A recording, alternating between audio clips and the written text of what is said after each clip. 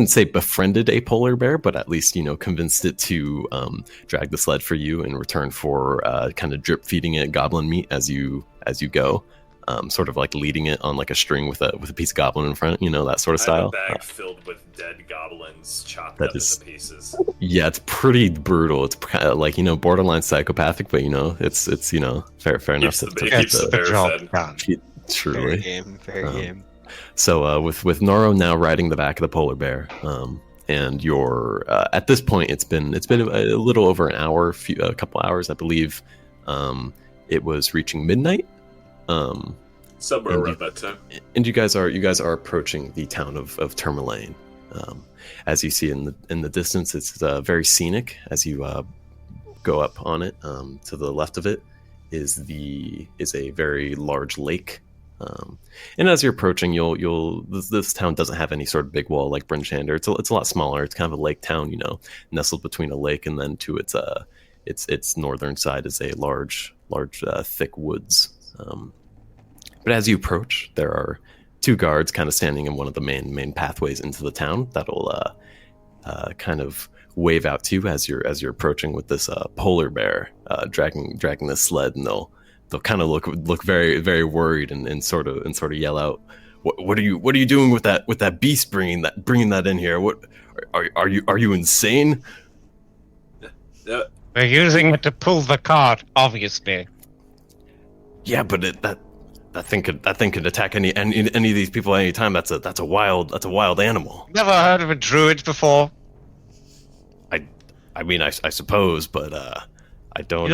There's magic for these sorts of things, right? Are you implying that this polar bear is a druid? Yes. Fenris like puts his hand like in his hand. No, I'm saying I can speak with animals. You'll the two guards will kind of talk to each other. Make a persuasion check.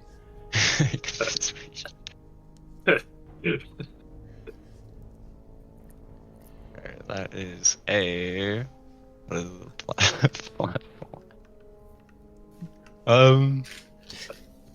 what's my persuasion plus 6? That is an 8. Yeah, you want me to try and roll as well, or if you'd like, you can help. You is on top of it. I am on top of the bear. So do I roll? Yeah. So to do a help action, you can it's basically giving subadvantage, so he can re-roll his thing, or you can roll it if you want to, kind of as a separate thing. Try to convince them. I guess it's a help action since I'm not necessarily saying anything, so I'll let him re-roll. You're backing him up. The bear. That is plus 6. That's 25. Lovely. Damn. Me sitting on the bear is convincing that the bear is not dangerous. Naro pats the bear. Yeah, as he's kind of patting the bear, showing it's relatively docile. The bear will kind of its kind of lip will kind of slide upward and sort of snarl a tiny bit as you're petting it. Not super enthused. The guards will kind of look to their side and be like, well, don't cause any trouble, and if there's any issues, you whole lot are immediately getting kicked out of here. This is I'm probably gonna get in trouble for this, but if you've got him all the way here and without any trouble, I'm sure there's no reason to be worried. And they'll kind of step to the side as you guys push through with this polar bear. The polar bear will kind of look to the side at the two guards and sort of have a deep bellowing growl as it walks past. For added flavor, Nora tosses a hand into the air, and the bear snaps it up as they walk by. There's just an expression of horror on the two guards' faces, realizing who they've let into their town. Fenris claps one of them on the shoulder as he's walking past him, and just said, "It's only a goblin." He'll kind of whip his shoulder forward, trying to push your hand off his shoulder and sort of begrudgingly sigh and look forward, back on duty. Do you know of any place where we could store this payload securely? He'll kind of one of the guards will kind of peek over and say, I imagine you were delivering it to this town, are you not? I don't think so. I don't think the person who wanted it is here. Do you recognize this? Is the emblem still intact, or is it? Yeah, it's on each of the iron bars is kind of like stamped and engraved with the foaming mug Minted. symbol. Right. Yeah, and the guard will look down at it and let me do something real quick. All right, the guard will look down at it and say, and kind of rub his chin for a moment, sort of think, well, I'm not exactly sure what the symbol is, but I recognized a dwarven man at the inn earlier who had a similar emblem. I'm not sure where he's off to now, but maybe he might be able to give you some information. Okay, thank you. It's always to the inn, isn't it? He'll sort of wave you guys off as you walk forward. And quickly after you enter this town, you'll see on a bench nearby a dwarven man with a long kind of thick braided brown beard with kind of golden clasps at the end of it, and he's smoking out of a pipe and blowing kind of interesting shapes into the air with the smoke as he kind of lifts his head, seeing as you guys walk by, and he'll kind of notice the sled that you're carrying, and he'll come to his feet and sort of approach with his hands on his belt, sort of revealing the two hand axes he has at his side, and he'll say, I don't believe that sled belongs to you folks. You're right. That's why we're bringing it to you. He kind of raises one eyebrow, and why? How might you know who I am? Nora kind of like looks over to Fenris. Are you looking at me? Bail me out. I have no idea who you are. We were simply employed to retrieve some iron bar. That's employed, and he'll kind of like deflate a little bit and give a sigh, and you say, those two fools. Were you tasked to do this by Ferris and Urist? Yes. The very same. Those two fools are worthless. Was one of those the guys that's dead? No, that's Obak. Ubak. Yeah, Obak was the other name that you heard. You haven't heard the name Urist yet. Ubak is dead though. They'll kind of, there is definitely a sadness in his face as he pauses for a second, but he'll continue. Well, why, how have you ended up here with this? Isn't this supply supposed to be going to Bryn Shander? It was, but we, when we came upon it, it was accosted by a large group of goblins. This is what's left of them over here. Fenris walks over to Noro's bag of goblin gore and pulls out one of their slack-jawed heads. Oh god. Oh, well, I suppose it's and he'll sort of again deflate. This is an older dwarven man. He's definitely seen a lot of gore in his time, but it never gets easier. He'll remark, well, do you have any plan of returning this back to Bryn Shander? This town, well, we can't quite get paid from here right now if we were to deliver them iron. Do we need to move it from here? I believe we were told to deliver it to you, but well, not exactly couriers. Well, I am part of the Battlehammer clan. We move a lot of the iron from our mines to various towns here in 10 towns.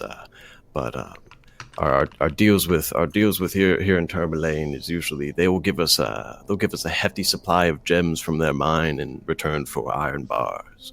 But right now their mine isn't quite operable right now, so we unfortunately don't have any reason to give them any iron. But he'll kind of rub his chin for a moment and think, well, okay, I have an offer for you.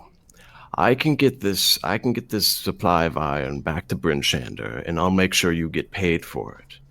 But right now, Tourmaline's having some issues with some kobolds in their mine that's been taken over, and since they can't retrieve any mines, we can't do any business with them, and that's obviously bad for us.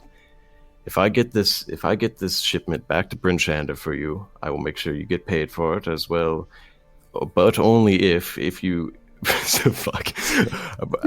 I can get this shipment of iron bars back to Brinchander where it needs to be if you all help town speaker Oris clear out the mine, and with whatever reward he'll give to you for that, I'm sure. But I'll make sure you get paid for this job. Noro kind of like palms his spear for a little moment, thinking about it. He's like, well, I mean, it's one more place to clear out. What do you guys think? That sounds fair to me. Is there a wizard in town? Sorry, Ryan. He'll think for a moment. I think I remember seeing a wizard in the inn, but that was a couple of days ago. It's about as good as I've got. Might as well. He'll kind of pull up his belt a little bit and remark, well, it is quite late at night. I'm sure you guys can take a rest in the local inn, the east side. But in the morning you should head over to the mine. I'm sure Oris is nearby with any other adventurers who have been hired to go clear it out. I don't really understand why he hasn't sent the town guard down there, but that's none of my problem, I suppose. And he'll kind of walk up to the polar bear and sort of he'll speak a few words in a language none of you quite understand, as he kind of scratches the underside of the polar bear's neck, and the polar bear will kind of lean into it a little bit, and he'll say, well, I'd be happy to take this off your hands now. Come find me later for your payment once you can confirm that you help the town with its gem mine problem. What's your name again? Oh, my name is Dodok. I'm from the Battlehammer clan as well. And he'll kind of give a very warm smile as he sort of like bows his head a little bit. Dodok. Dodok of the Battlehammer clan. Pleasure to meet you. Fenris the Hound. Fenris gives like a little like 2-fingered salute. He'll raise his eyebrow a little bit at the hound part, but he'll nod and wave as he climbs up onto the back of the sled. Noro slides off of the bear. Yeah, yeah. He's a little sad, but yeah. It's... He'll point you in the direction of the local inn, the east side, and he'll begin to direct the polar bear kind of deeper into the town. Mm-hmm. All right. Oh yeah. Let me send the town. Map time. Map time. Let's go. Yeah. All right. So here's the Tourmalane's kind of logo, or not logo, but their town crest. Yeah, you would have seen it on the shields of the. Sheesh. Tourmaline. All right. If like the name Tourmaline. Yeah, it's a good name. It's actually. it's a type of a tourmaline is a type of like gem. Supposedly, this town was named after its gem mine. So where are we right now? You guys kind of came in from the south, and you're making your way to the east side, which is the name of a. Targos? Is that where we are, more or less? Sorry, what? No, you're in Tourmaline. No, but like the like part of the map, like the. Oh yeah, sure, yeah. You came in from that, that part, like that southern road. You kind of came up through. Okay. Yeah. Do you guys want to make your way over to that inn? Sounds like a plan. I mean, yeah, it is still like the beginning of the night now. Yeah, I was gonna say it is midnight. I imagine you guys are quite tired. Maybe not the beginning of the night. Yeah. We just walked through. Can I roll a perception check as we're walking through the town? Yeah, I'm fine with that. Just want to, go for it. Thank you, DM John. You're welcome. Sorry, I thought you were asking me. Yeah. No worries, man. That is 15 plus 6, 21. Let's see, what's my perception? Oh wait, no, I can't add that to my perception. Never mind. Okay, yeah. So you'll notice as you know going through this town, it's not quite as big as Bryn Shander, but it seems almost just as wealthy. You'll see sorry. You'll see as you're walking through a lot of the buildings are most of these kind of log cabins. Some of them have sort of like a stone base at the bottom, but a lot of them are pretty well made. They have a lot of intricate carvings in the kind of the tops of the house depicting different heads of like dragons. Some of them even have like more humanoid figures like genies and different sort of iconography that you might not assume would be around here. But besides that, it's a pretty scenic town. It's very pretty. And pretty well kept. It seems like it's relatively wealthy as well as you're walking through. You finally come across the building that the dwarven man was pointing you towards, and you'll see that there's kind of a main building, and then surrounding it are a bunch of separate rooms that seemingly are detached from the main building. But strangely enough, none of those extra buildings have any doors on them. But nonetheless, you'll see the east side kind of sign on top as you enter the building. You say like some of the buildings don't have doors on them? Yeah, there's a bunch of kind of smaller, like almost like one room buildings that seem to be surrounding the inn, but none of them have any doors on it. Interesting. Okay. Must have a door thief. As you enter the east side, you'll see it's fairly quiet. There's nobody in the main room. It's an inn, but there isn't any sort of bar or anything in this one. It seems to just be a place to buy rooms. Bed and board. Yeah, you'll see a very young half elf woman standing at the counter. No older than 15, with kind of almost a little bit ratty dark black hair coming down to her shoulders. And she'll welcome you in, and give you the kind of general the standard fare. It's going to be one gold coin per room per night. Mm-hmm. Is there down to 8, I suppose? Mm-hmm. Down to 8. Wait, how much gold do I have? Alright. Yeah. Nero kind of like pulls out his bag, sifts through his coins a little bit, and places a gold chip on the counter, and asks, "Excuse me, are there any bathhouses nearby? I'm a little bit." She'll think for a moment. I don't believe we have any here, but I hear there's one nearby. She'll kind of point to you on the map. I'd say maybe a few houses down from this one she'll explain that there's a public bathhouse that is on top of a thermal vent that has kind of a hot spring below it that the building itself is built around. Nero nods and he's like, "Okay, so do I pay for that here or do I pay at the location?" She'll explain that she'll pay at the location. It's like a separate thing to this inn. Nero nods and he's like, "Thank you." Alright. Fenris looks at his like drenched gauntlets and cloak, and 7 gold it is. She'll smile as she kind of waves you to follow. And when she does, you'll see that she has a string around her neck with a small ring attached to it. But she'll kind of beckon you to follow, and she'll open up a hatch kind of beside the counter and walk down like a ladder that goes down. Like underneath? Mm-hmm. Nero kind of like follows. Squints for a bit, follows afterwards. Wait, sorry, is she leading them to their rooms or? Mm-hmm. Okay. Yeah, she'll yeah. Right, so it's like the houses are like underneath.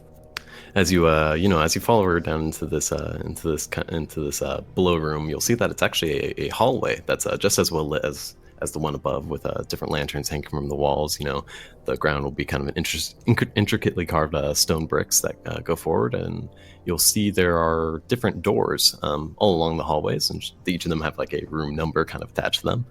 She'll each point you to your respective door. And behind these doors are ladders that ascend up into each of those separate kind of room buildings that you saw on the outside. Nero looks up at it and is just like, "Well, I guess that explains the no doors on the buildings outside."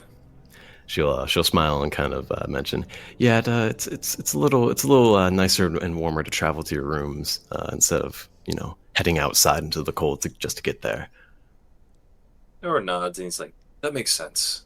I think maybe he's like familiar with this kind of construction. Maybe. Sure. Yeah.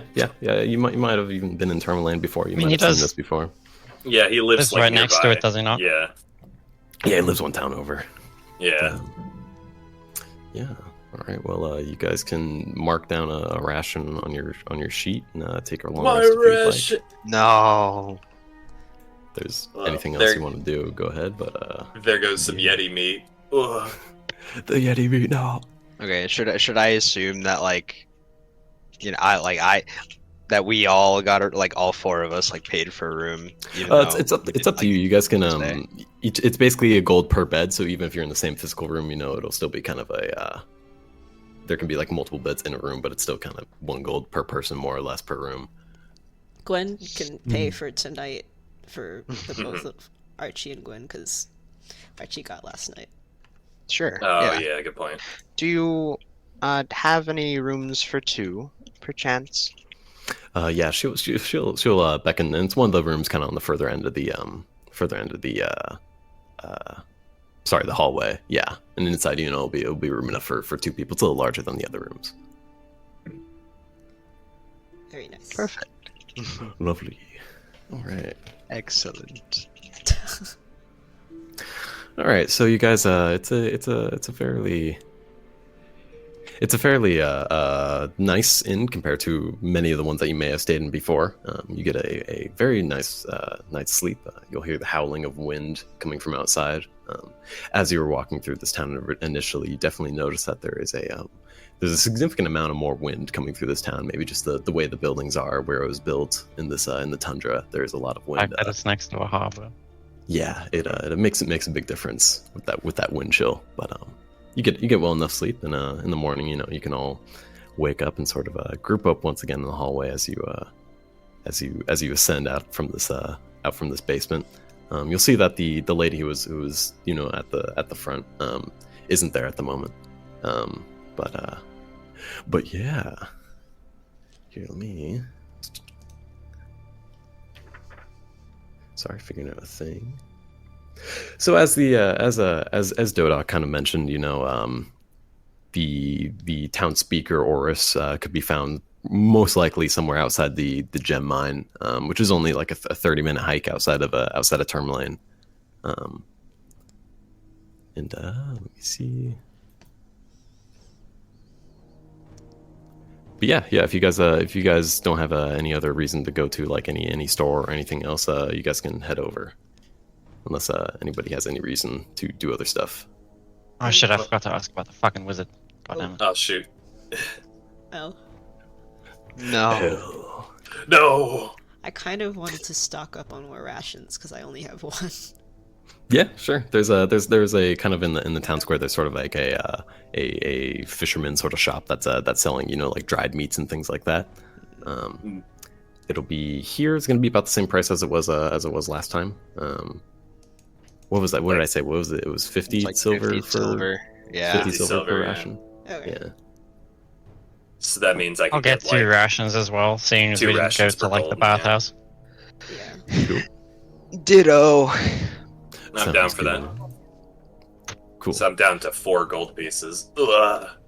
Lovely. All right. No Well, He's hopefully, broke.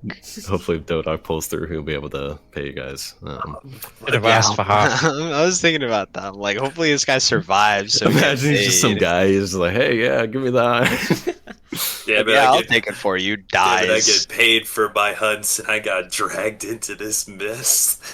Alright, there's a large road heading out out east of the town that leads to the gem mine. As you arrive, you'll see you'll see kind of a bundled up humanoid standing outside of the entrance of the mine that descends down.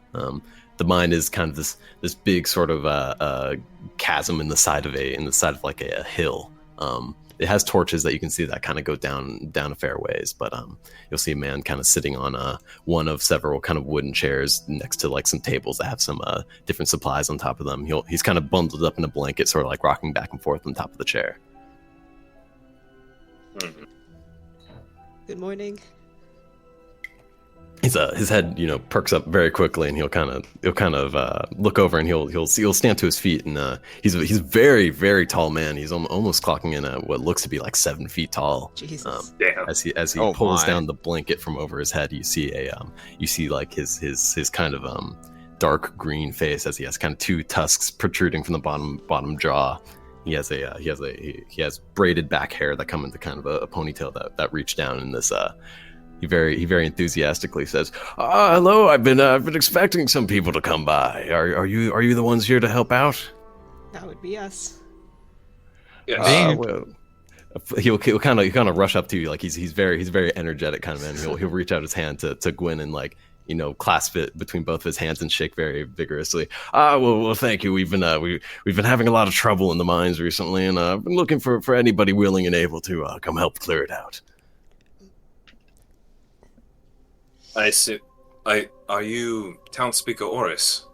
He'll kind of with like a big ear-to-ear smile proclaim, "Yes, I am. I'm glad my name precedes me.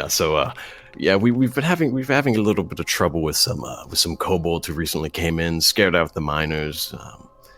A lot of the miners just kind of immediately ran out. They were having some troubles down there beforehand. Anyways, He'll kind of get a little bit quieter. We had a miner who actually went missing a little bit before the kobold showed up, but surely they just fell into the pit. I mean, it's unfortunate, but it's kind of a standard fare here at this mine." How long ago was that? Is there a chance they're alive? Well, unfortunately, the pit, we've never actually been to the bottom of it. It's been there long before the mine even was here, but this all happened only 2 or 3 days ago. It hasn't been too long since those pesky little dragonlings came in. But we even have a few people down there already trying to work through it. They've only been down there for maybe less than an hour, but I haven't. He'll kind of scratch his head as he looks back at the mine. I haven't heard back from any of them yet, but surely everything's going fine down there. We just need a little bit more help with it. Oh yes, surely. He'll kind of smile and he'll nod. Yeah, surely. Nora kind of gives him gives Fenris a playful like elbow to the arm, and as he like moves over to the door across the room, it's like, well, I guess we'd better get started. Gwen will follow. Fenris puts his hand on the hilt of his sword and tilts his head up, and you see a smile on his lips. My favorite part. Favorite what? Sorry? Favorite part. My favorite part. All right. Death. That music was perfect. Oh yeah, like cut out as Yeah. Like the cutscene ended. Without any further ado, you guys descend down into the mine. Here, I'll send in in-game info. I'm pretty sure all of us have night vision, right? I believe everybody Dark vision, besides Gwyn has dark vision. I have dark No. vision. You do? Let's go! Good at dark vision. Dark vision party. Well, luckily, anyways, there are lanterns kind of lining the long staircase that descend down into this mine. My eyes. I sent into in-game info I'll kind of be updating this map as you go along with what you see in the mine, but it descends down into a small kind of dusty room. Racks holding picks and hammers are nailed to the walls of the small cavern, and the floor is covered with rock dust and several tracks leading into the 3 separate tunnels coming out the south and east side of this room. There's a couple of lanterns hanging from the wall with kind of faint flickering light that comes through the room. Are there like candles on the inside? Is it oil? Like on the inside they are candles. You can see that most of them are almost completely down to the bottom.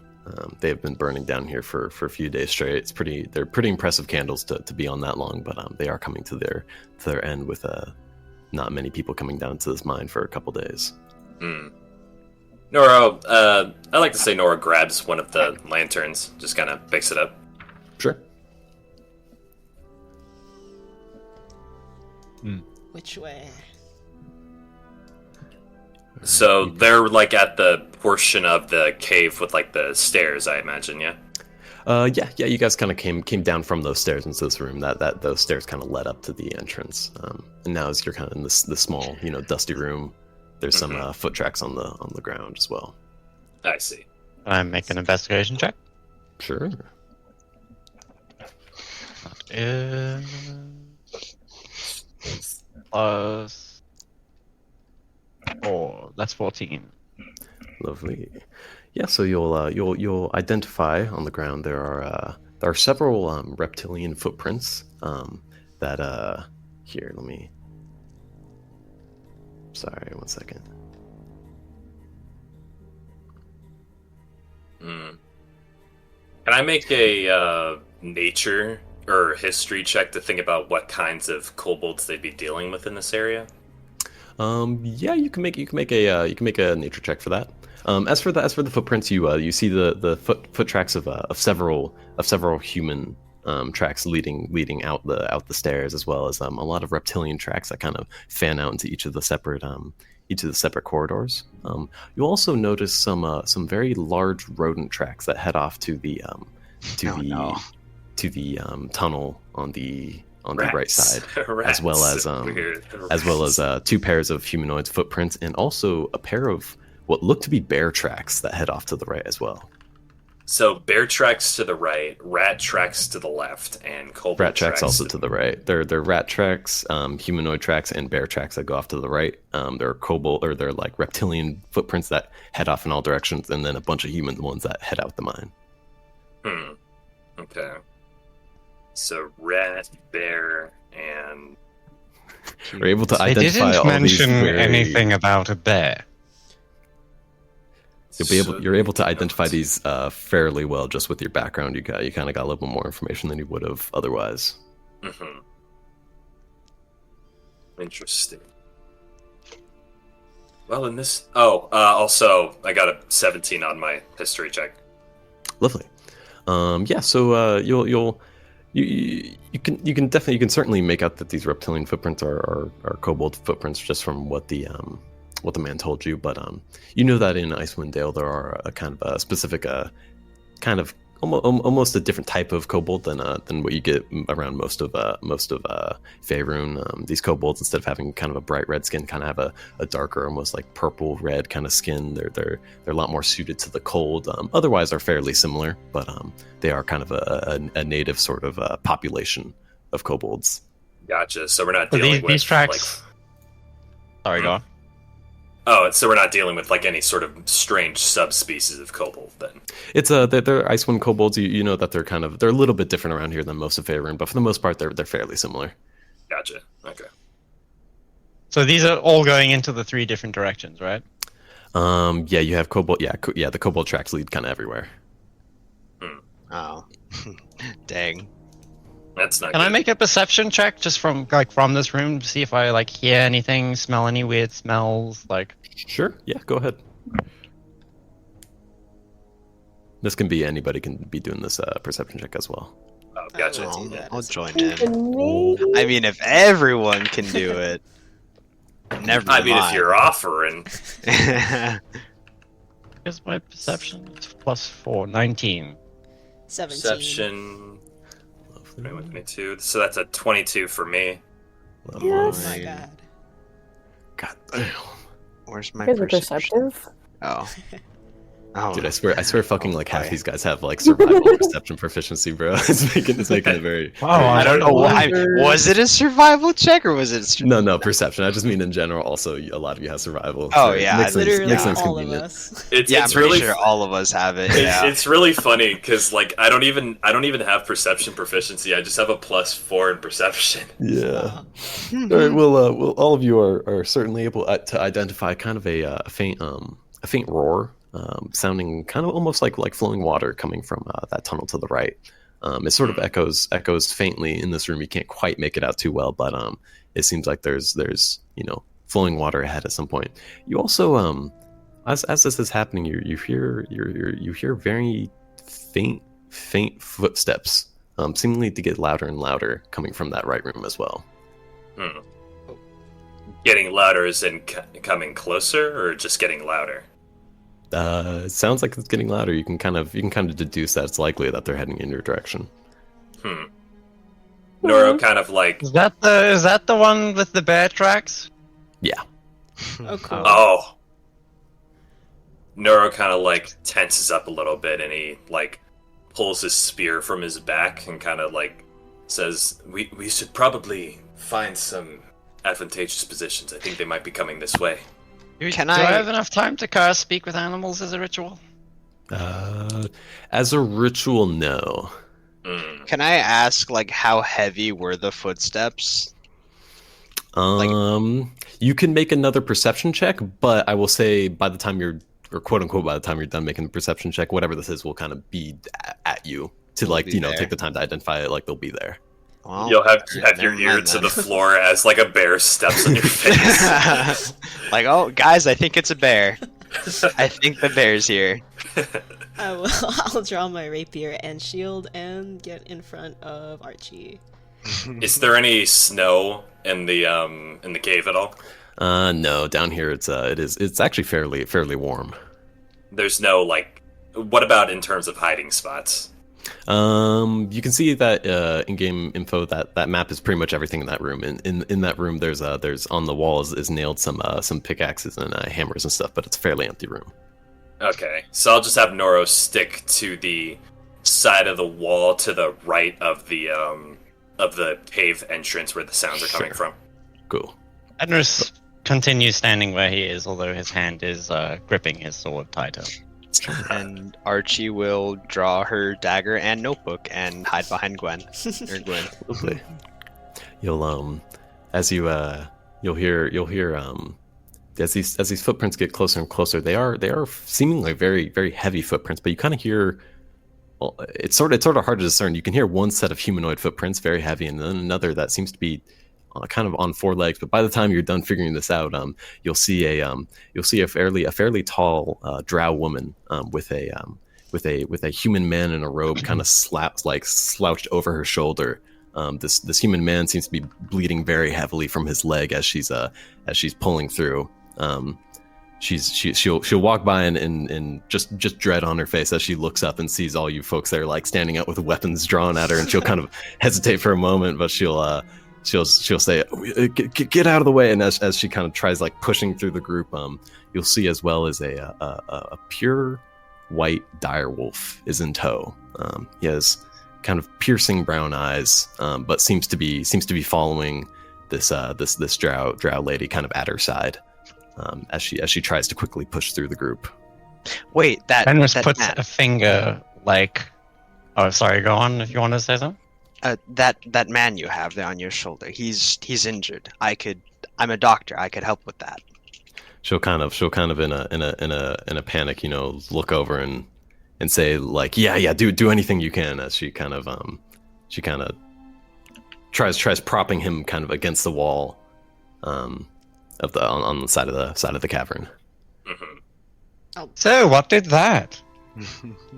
She'll kind of like she seems to be pretty impatient, kind of looking over at the hallway over and over again. She'll say, there was some I don't even know, they're giant rodents. I've never seen anything like it before. Some of them were strange. We still one of our I suppose he's not a friend, but one of our she's kind of stumbling. She's very like nervous right now. We still have some. There's still somebody down there, but I couldn't help him. He's still down there with the rats.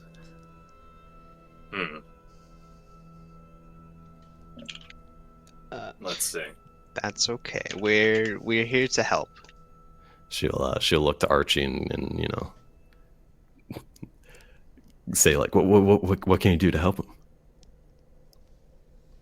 Well, for your friend here, Sorry, I'm like reading through like every single healing spell that I have trying to figure out which one. I'm just imagining which like one works. Archie's like, well, for your friend here, and Archie's just, like well, flipping through the actually, book. he's dead. I will cast Cure Wounds. Lovely.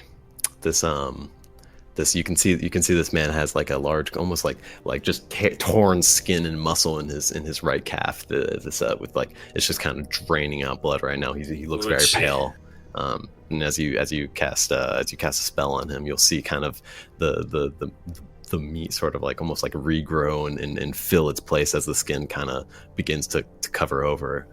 It's not fully healed, but definitely enough to kind of keep his leg more intact. But the man still is still passed out cold. Okay. Yeah, and if you're like keeping track of HP, that is 7 HP. 7. Healing. Okay, cool. Good to know. Good to know. Nora kind of like moves a little bit closer to the man just to kind of like give him a once over to look at, if there are any sort of other injuries on him. For the most part, he seems relatively fine. You can see there are a few cuts and bruises on his hands, and his robe seems to be torn, around the spot of the wound, but otherwise he seems relatively fine. Cuts and bruises from claws and teeth, or cuts and bruises from weapons? It seems like to be mostly claws and teeth, sort of just like small scratch marks, and definitely that bite mark out of his leg. He seems to be very has kind of a cold sweat. But yeah, I think Noro Oh, sorry. Go ahead. Oh, I was just gonna have Noro like place a hand on his forehead and kind of like search his thoughts to just kind of get a feel for what they're in for.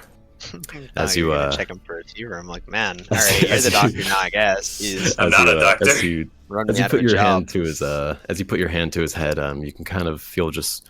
It seems to be pretty quiet. This man is passed out, but just kind of a lingering sort of sense of fear and uncomfort, a little bit of disgust as well. You can feel lingering in his head. Noro just kind of like moves his hand away. He's like, "No, that's about what I expected." I think as soon as everyone's done, Can I pet the fussing wolf? over him. Okay, so wait, so Gwen, wait, what were you gonna do? No, anything that anyone wants to do should go first, because I was just gonna have Gwen start walking down that tunnel. Sure. I Okay, would like to pet this so creature. Fenris, make a animal handling check. That Like to pet this is creature. plus handling 15. As your eyes kind of dart over to this dire wolf, and like literally as you begin to move your hand towards it, it's just like kind of giving you a side eye, and you can just hear a growl start coming from its throat. It's just giving you a cold stare as you were about to reach out to go down and pet the dog. Oh, no dog petting, it seems. He waggles his fingers at the wolf and withdraws his hand. Lovely. Very well then. Thank you, Fenris. I already have one more body to take care of. I don't need to stitch your hand back together already. Oh, it wouldn't be the first time. This the drow woman profusely thanks Archie as she kind of once again pulls her companion over her shoulder and starts heading towards the stairs. She'll look back and urge, and she'll look back and say, I have to get my friend to safety, but if you can help out our other friend down there, we'd be very thankful, of course. And she'll kind of look at her like her hand for a moment, and then she'll start sprinting up the stairs, and the dire wolf will come in tow. Well, she was okay for a drow.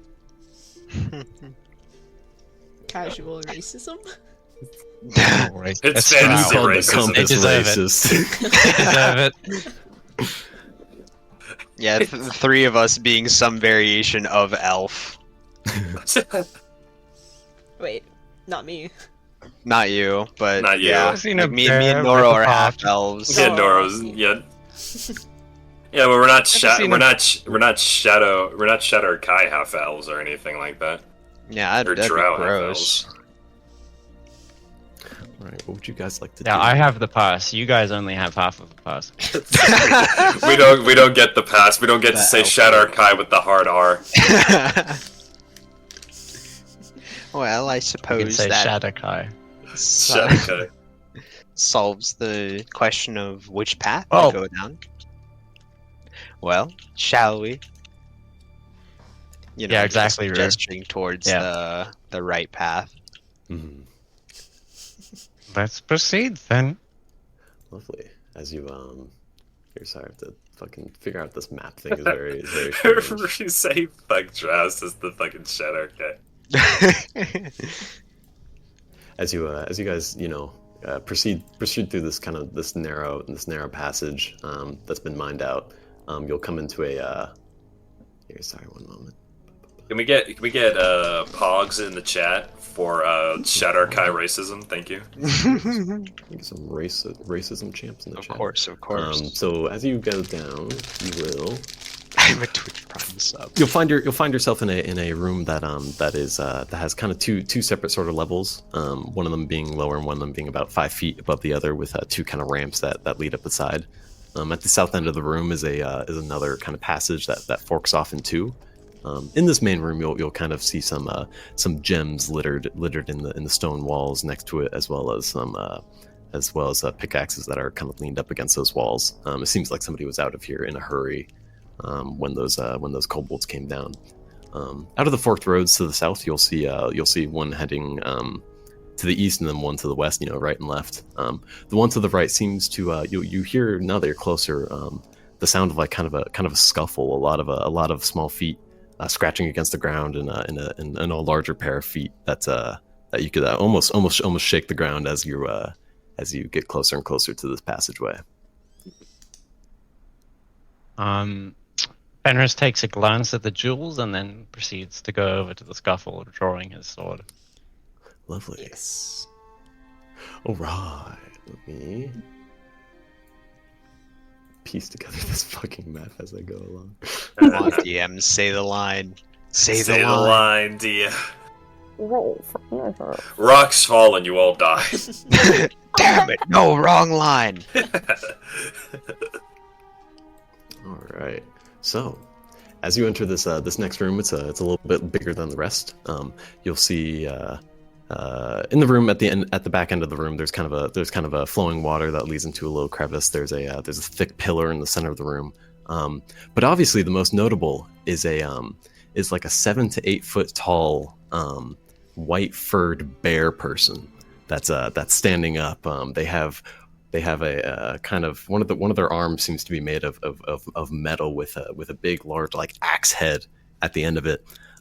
Surrounding them is two giant rats of unusual size, just these large rodents that seem to be surrounding them. There's 4 others in the room that were kind of close nearby, but as soon as you enter the room, look over and with just like vicious snarls and like foaming at the mouth, we'll start heading straight towards the group.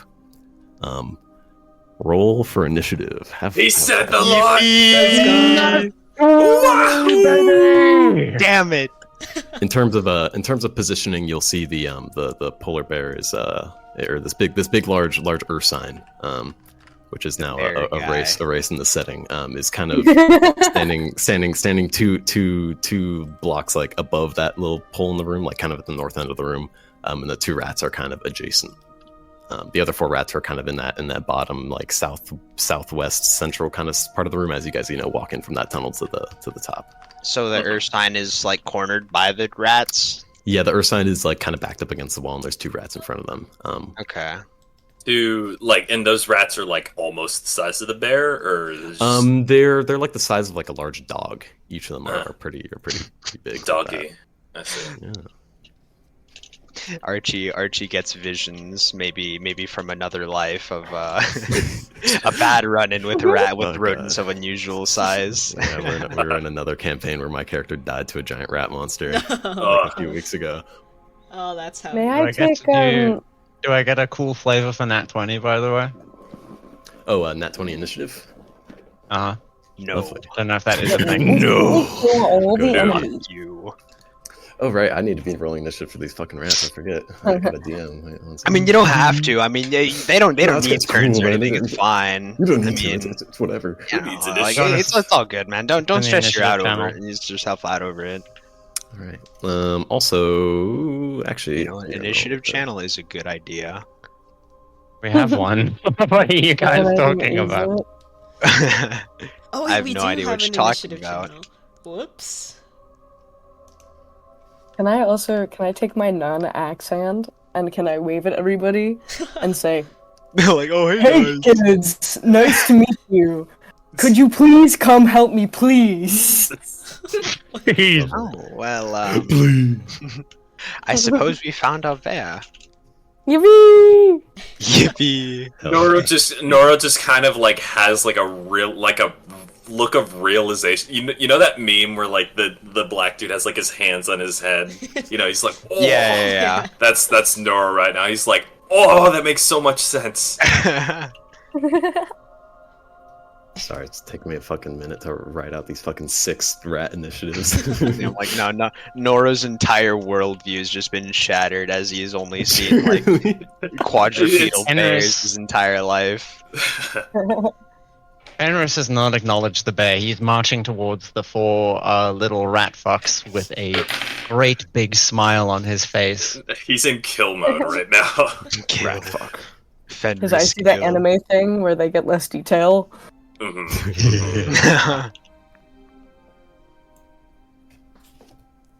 Har, har, har. No. No, I wait. just do had it. the Wait. urge. No. Freddy Fab. Wait. My name is Freddy Fatbear. Breaking my not you Fatty rule to Fres just Bear. say that I Fatty. fucking love Karl Bernat Jr. That's a good I saw your name change then. I was like, they're the bear? Yeah, I was thinking about it. I'm like, man, like, is Finn playing like the Drow? And then, you know, Carson went NPC mode. I'm like, oh, I guess not. Like, not like the dude on her shoulder either. And then I'm Bear wondering- guy. I'm like, Oh, oh, God. Yeah, Finn was actually that's- playing the direwolf. Yeah, that's true. Oh, Yeah, Damn, they're those rats druid, rolled 2 okay. nat 1s. That Yeah, sucks. it's tough for them. Damn. Oh yeah, so there are so in this group of rats. I was gonna have everybody do a perception check, but it's pretty apparent. Most of them They are seem to be rats. relatively healthy, maybe a little bit gaunt, but you know they're still pretty like robust. But 2 of them, one of them that's near Karl, and one of them that's in that kind of group before that's approaching you, seem to have very ratty skin. A lot of them have kind of tufts of fur that have seemingly fallen out, and kind of blotches of skin that are dark black and purple.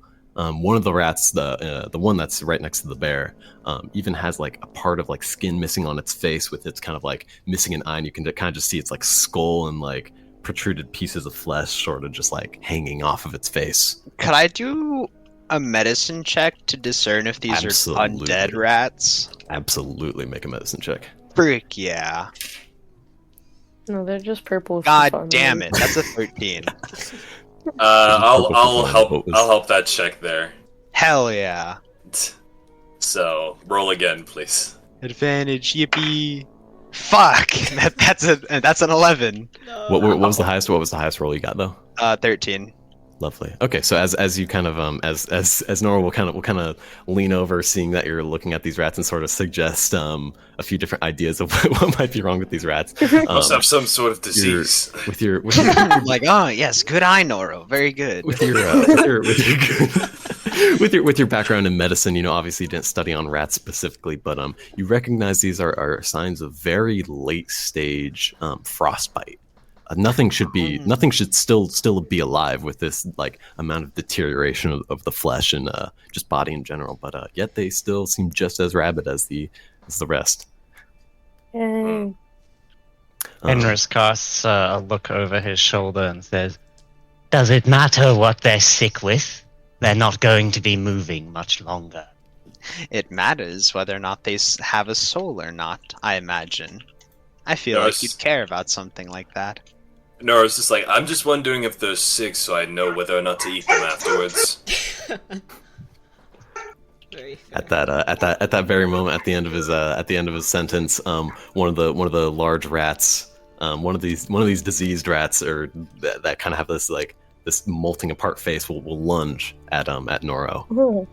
Let me He see. heard me. Well, wait. Okay, Is this following initiative? Yes.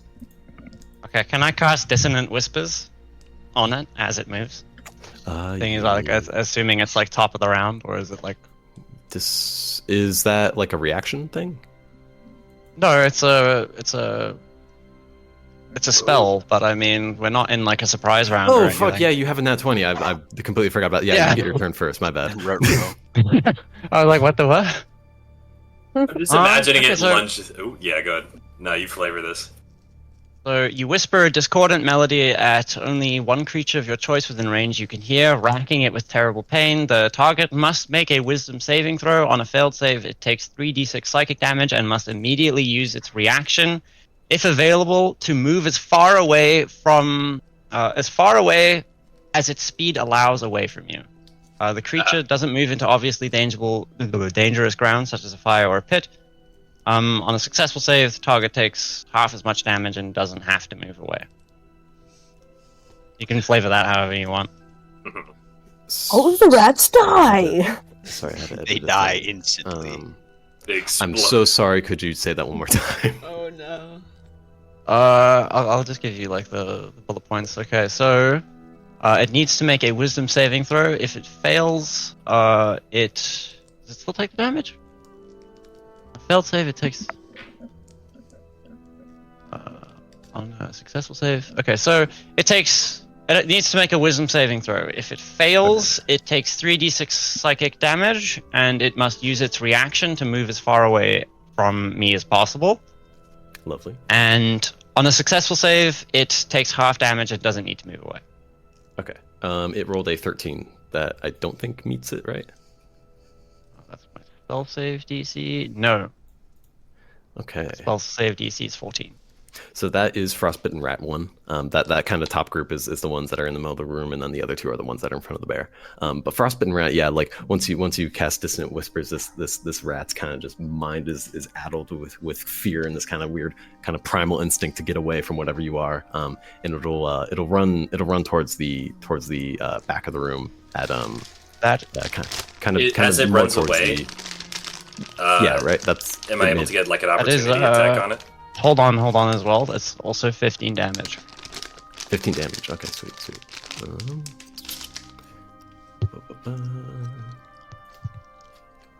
A 6, a 6, and a 3. 6, 6, 3. Sorry, 1 second. Need to. Okay, next time though, I'm gonna have this fucking combat shit on lockdown. I know what I need to prepare beforehand now. You're fine. Don't worry about it. All right, so.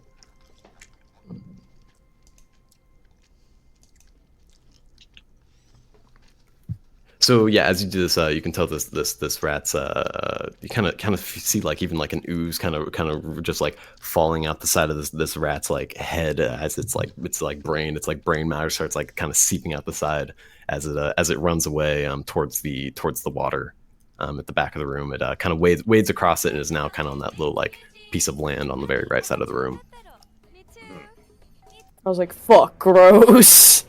Yeah, it's fucking nasty little freak. Okay, wait. So, Nasty little freak. Wait, no, not this one. No, let's go with this one. okay, sorry. Get me out of this fucking thing. Okay. Initiative. Lovely. Okay, yeah. Nora, what's your dex real quick? My dexterity. Yes. I have a 13 with a +1 modifier. Lovely. So, it is going to be that same rat that came to the other side of the room. Dissonant Whispers, does it last? It still can't approach you, right? No, it just runs. It uses its full movement. Yeah, but I mean, like now on its turn, is it able to come back? Creature doesn't move. It gets its movement back at the top of the round. Okay, lovely. Yeah. Thank you, D&D expert. Thank you. Very cool. Very cool. Sweet. So so this rat that just kind of waded through the water kind of turns back around as as kind of the clutches of the sphere release from its mind, and it'll run back over and take a leap at Fenris. All right, so that will be That is unfortunately as it lunges at you, this rat just with its kind of rotting body sort of doesn't quite meet the mark and sort of like falls at your side as it comes back missing its own attack. Now it'll be Noro's turn. I sneer at the fucking thing. Noro kind of draws a dagger, like one of the... Noro has like 3 daggers on him now that I think about it. Noro pulls out a knife from his, like, I guess he has like sheaths from his jacket. The big fluffy jacket that he wears. Kind of like, how far is he away from the enemies? Like, I think he's maybe at a bit of a distance. Let me see. It's a fairly small room. You guys are pretty tightly packed in there. Let's say you're going to be kind of you see how there's that little like alcove at the top of the room on the top left, kind of from where you came in. I'll say that you're kind of like standing in there. Okay, got you. Right. So with this dagger prepared, Noro kind of like with the rat that like fell over, I'm gonna go ahead and like have him. What's the? Yeah, sure, why not? I'm gonna have Noro throw the dagger at the rat from where he's standing. Okay. Yeah, go ahead and make the range attack with that dagger. Gotcha. That's like a D20 to hit, like to hit, right? Like I roll for that. Yep. Yeah, you rolled a hit with a D20. Gotcha. That's a 15. Lovely. As this, as you know, you kind of quickly pull out this dagger and throw it at the one that just tried to lunge at Fenris. You'll see this dagger just like slide perfectly into one of its like kind of open eye holes and sort of like fly into the sludge that was inside of its head as this rat kind of falls down, completely limp. Oh, that's now, easy. Now it is. Fuck, sorry. Fenris like audibly whoops as if like he didn't expect that, and he like turns around to look at Noro and he gives him a thumbs up. Noro gives like 2 thumbs up. He like is clearly surprised that he made that hit himself. Lovely. Get you a drink later, Noro. Alright, hold on, I'm getting a call. One sec. I'm pretty sure you still owe him one from last night still. Then let's I just owe buy him 2 another then. All right, now it is Blinks one at a time. It is Karl's turn. Which rat am I closest to? There are 2 rats in front of you. One of them seems to be pretty normal, and the other one festering with weird frostbite and kind of rotting flesh. And yeah. Wow, and I'm in melee range. Yes, they're right up on you. Okay, well, I'm scared of getting sick, and I don't like the purple rat. So I would. Purple guy. Purple. You know what? I've never done this before, so I want to do it. I would like to raid. Good. Yeah, barbarian. Yeah. So, anyways, the big bear gets fucking angry. You guys have been bothering me all for at least an hour. I'm trying to get my fucking job done, and I am going to take not my axe hand, but can I grab my axe out of whatever the fuck is holding it on my back? My axe sheath. IDK. I fucking pick that shit up with my regular bare hand. And I would like to try to smack the shit out of him. Lovely. Real. You're fucking up the disease rat, right? RP. I would like to. Please, can I hit him? I got a 16. Yes. Yeah. So as you kind of you pull this large battle axe off your back from it's kind of like tied on, and as you pull it out and you just slam down with your just like huge body down onto this giant onto this giant like disease fucked up rat, and the axe lands perfectly kind of on one of its back legs, like just severing it off its leg, like flopping to the ground just with like kind of black and purple like meat just rotting on the inside of it. Fuck that leg. As it reels back. Yes, I would like to release a bear fucking growl. Hell yeah. How much damage did that do? 12. 12. Oh, God damn. damn. All right. Okay, cool. All right. Ba-ba-ba. Okay, lovely. Okay, yeah, cool. And now it is initiative. I believe that would be Gwen's turn. Okay. Okay, I'm gonna run up kind of near the bear and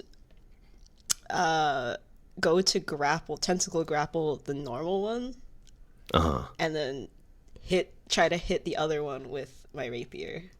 So 2 attacks. Okay, cool. Also, the bear's a berserker. Excellent. Oh, so Oh, huge. Yippee! okay. Woof. Yeah, that's a 22 for the rapier. Love Fun it. fact, that's Damn. actually the root Definitely of the word lands. berserker. Comes from bear. Fun Oh, nerd and for fact. the grapple, just a refresher, it's they're making a dex or strength check against your. Reading. It's against something of yours. I forgot. I make a strength check, and yeah, they make strength or dex. Okay, cool. Oh my What god. the fuck? My reaction exactly. My sister. What the fuck was that? My sister making noises in the background. What was your strength check that it's trying to beat? Strength. 30. 13. 13. Okay. As you do go into grapple that kind of normal rat as your tentacles kind of wrap around it and sort of almost like lift it above the ground a little bit, and you successfully grapple it, and you can roll for the I think it was the 1d4 necrotic. Yippee! Yep, Lovely. that's Alright, a 3. so- Okay, yeah. So it takes 3. It takes 3 damage. It lets out kind of a weak sort of like squeal as it's being taken. For the rapier, it was 6 damage. Lovely. Okay, bam. Sorry, blinking one eye at a time. Okay, cool. Okay, sweet. Now it is Archie's turn. Yippee. Okay. The other rat that was in front of Karl is still alive, yes. Yes, both of them are still alive. Oh, okay. I'm gonna Yeah. alright. I'm You gonna guys fucked up cast the diseased rat that was in like kind of the group of 4 in the middle of the room. Right, okay. I'm gonna cast good ol' homebrew cantrip brain rot on Yeah. the more alive looking rat. Like not the decayed one, the normal one. Lovely. What's It's gonna is it make making more a save of dead some kind? Constitution It save, okay. is. Man, I should. Yeah, con saving throw. DC Okay, cool. 14. Sweet. All right.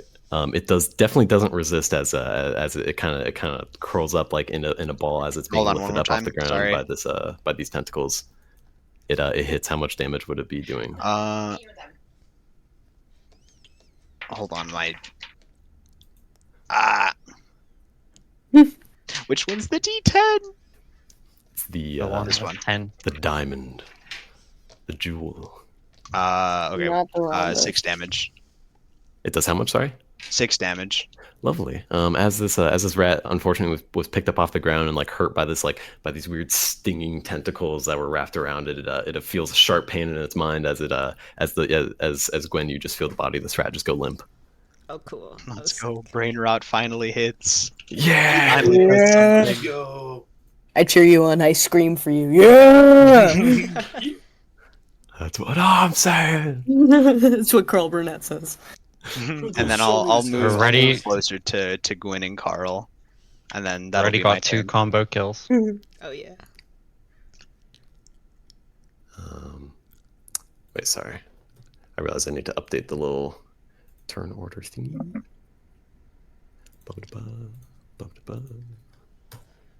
Okay, so Now it is the frostbitten, or no, sorry, one of the other rats in this kind of large group in the center. Will go ahead and take a lunging attack at Gwyn, who has their back turned to it at the moment. And it will go ahead and lunge out, kind of scurry towards your legs and try to bite at your legs. God, unfortunately, this rat, as it comes up, it'll try to take a bite out of your like calf in the back, but your the kind of the metal armor you have, its teeth aren't able to penetrate, and just hear kind of a clank as it tries biting into you. Next, the other rat next to it will also come up behind its other friend and try to bite your other leg. Oh my god. In this one, it finds kind of a chink in your armor, just right behind like your leg, just where like kind of the back of the leather boot is, and it'll sink its teeth into your leg. And you will take. Rabies. He got above 19? No, it's crazy. Oh my god. You will take. What's that? Wait, no, your AC is take- 19. It You'll is. take, Oh my take- god. you'll take 3 piercing damage. Alright. Get fucked. Go ahead. Incredibly and, dramatic go ahead battle music. Rat enemies. and, go ahead. Go Watch ahead and the make a. skies. Hair friend. Go ahead and make a Constitution saving throw for me, real quick. Ruh-roh, Raggy. Oh, I thought that was a 1. It's a 7, thank god. Okay, what is my... Bubonic plague. 11. 11. Okay, cool. Now it will be. Now will be the other fucked up frostbitten rat that's in front of Big Bear Bro right now. We'll go ahead and with its just kind of gross, disgusting body, we'll kind of lurch forward and try to take a bite out of them. He has advantage, by the way. He has on Hitting me. Oh yeah, because of I'm angry. he's freaking big and angry right now. Wait, so how would that mean? Would that mean that this rat He is has rolling with advantage on- disadvantage? Oh wait, I might be totally wrong. Oh, he has advantage. I think it's you take half damage on piercing blood, like all the physical attacks. You'll take half of whatever it does. Does it affect I roll have to hit though? advantage. No, it doesn't. Yes. If you're using reckless attack, it does.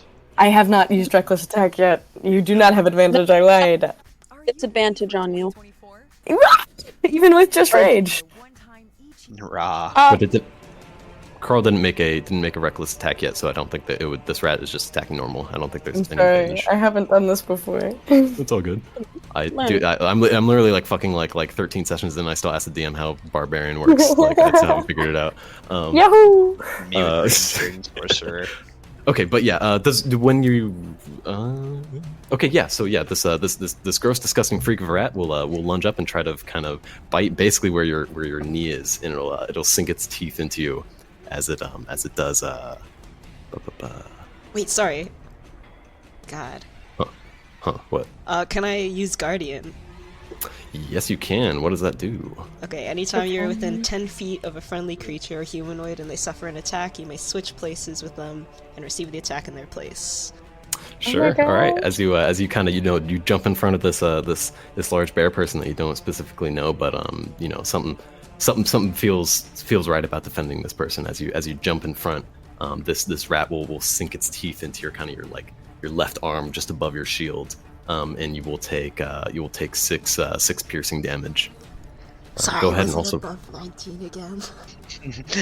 Wait, is it like a just like replace hit thing? Because if it is, wouldn't it be different if MJ has a different armor class? If they do have a different armor class, but it is also this roll, it still beats it. Okay. Sad. I was just curious. Yeah, no, it's fair enough. If it was then it wouldn't hit. But yeah, okay, yeah. So 6 piercing damage, and go ahead and make another Constitution saving throw for me. Okay. Yeah, It's, and as it's you the way do- this bear waved at us. So friendly. 18. 18. Lovely. That's gotta Okay, be cool. fine. All right. Sure. Now it is. I believe that's back at the top of the round with Fenris. Ooh. Okay, so which of these little goofy goobers is still alive? So I killed Frostbitten Rat 1, and Rat 1, 2, and 3 are still approaching me, right? So Let's try this. Rat 2 and Rat 3 tried attacking Gwen. Rat 1 is, I don't remember. So basically, yeah. So kind of Rat 1, 2, and 3 are still kind of in that middle part of the room, and they're behind Gwen, kind of on the north side of the room. Frostbitten Rat is right between Gwen and Karl. I will turn my attention to rat number 1. Lovely. I will cast Hex on them, Lovely. and I'll hex their their constitution. Okay. And then I'm gonna hit them with an Eldritch Blast. Oh yeah. Yeah. So anyways, I start fucking blasting. Wait, I should Roll the hit. 18 plus.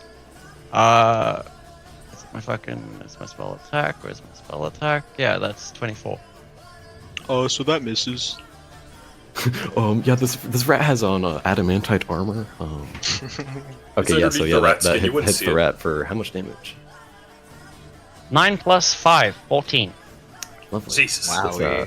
This rat as this kind of, you know, that very quick kind of just bolt of weird swarming kind of misty energy just hits the rat, and instantly just kind of a large black burn mark just streaks across its back as it slumps down on the ground. Just kind of like just almost like smoke just slowly coming up from the burnt rat. The rat is fucking dead. Okay. Fenris Dead swings the as hell. sword that he used to cast the spell to the side with a flourish and begins. He uses his movement to walk up to the 2 rats and Gwen. Lovely. All right, now I believe it is Noro's turn. Gotcha. So there are 2 rats near Gwen and Karl, I imagine. Yeah. Yeah. There's 2 of them kind of right behind Gwen, and then then the frostbitten fucked up rat right in front of the big bear. Okay. How are they looking in terms of like health? Like. So far, you remember that that rat 2, rat 3 haven't been attacked yet. The other frostbitten rat has taken some damage, but it doesn't seem to be slowing down too much. Okay, which one bit onto Gwen, or is that one already dead? That is rat 3. Rat 3 was the one that made that first attack, and then Gwen also stood in the way as the frostbitten rat also attacked. Gotcha. So I'm gonna have Noro kind of dash over to the rat and kind of stab it through on the side, you know, taking care not to hit Gwen with his spear as he kind of tries to run it through off of their body. All right, go ahead and roll the hit.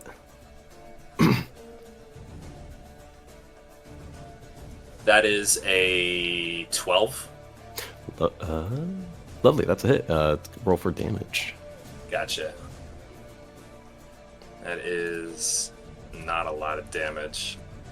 That is a 5.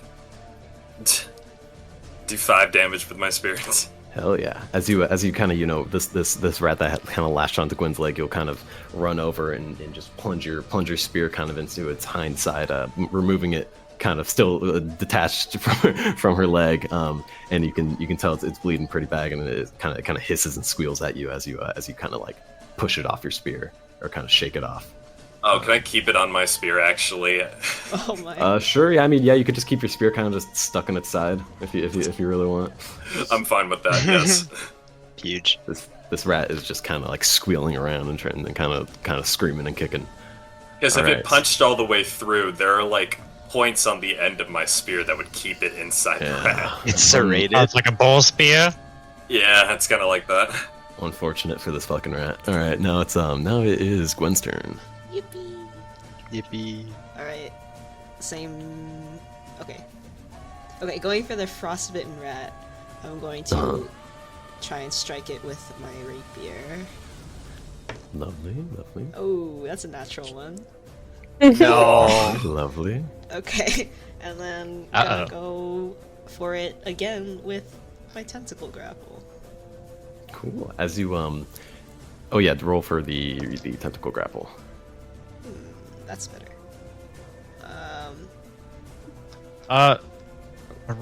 A natural one on an attack roll is a critical fail, is it not? Mm-hmm. Yeah, no, I just wanted to see what this other roll is first, just so I can figure Oh, out. no. I'm just curious as to whether or not it was specifically only attack rolls or like skill checks and stuff. Yeah, it's a good question. Something that I'll kind of bullshit right now and then figure out later. For real. The tentacle grapple was 15. Okay, cool. Damn. Okay, so yeah, as you kind of strike forward with your spear, it sort of chips off the side of this rat, and kind of like your spear does go through its skin, but it sort of gets like caught in this weird mottled like sticky flesh that it has, and now this rat is kind of like just attached to your spear, like right up, or attached to your rapier, like right up next to you. As you try to grapple it, your tentacles try to wrap around it, but then just get caught in its skin as it slips off from its body. Yeah, this rat's real fucking angry, and it's like right up on your face right now. Lovely. So now it's going to be Karl. Oh, sorry, you were supposed to go before Gwen. I'm sorry, but yeah, no, go ahead and take your turn. Sorry. No worries. So I'm like quite close to Gwyn. Which one just hit them? The frostbitten one? The What rat frostbitten hit? one. I'm mad at this motherfucker. This person just protected me. I want to take. I'm not going to use my axe hand. I'm going to use my great axe. And I want to grab it with my two fucking hands and try to smack the shit out of it. Let me give you a roll.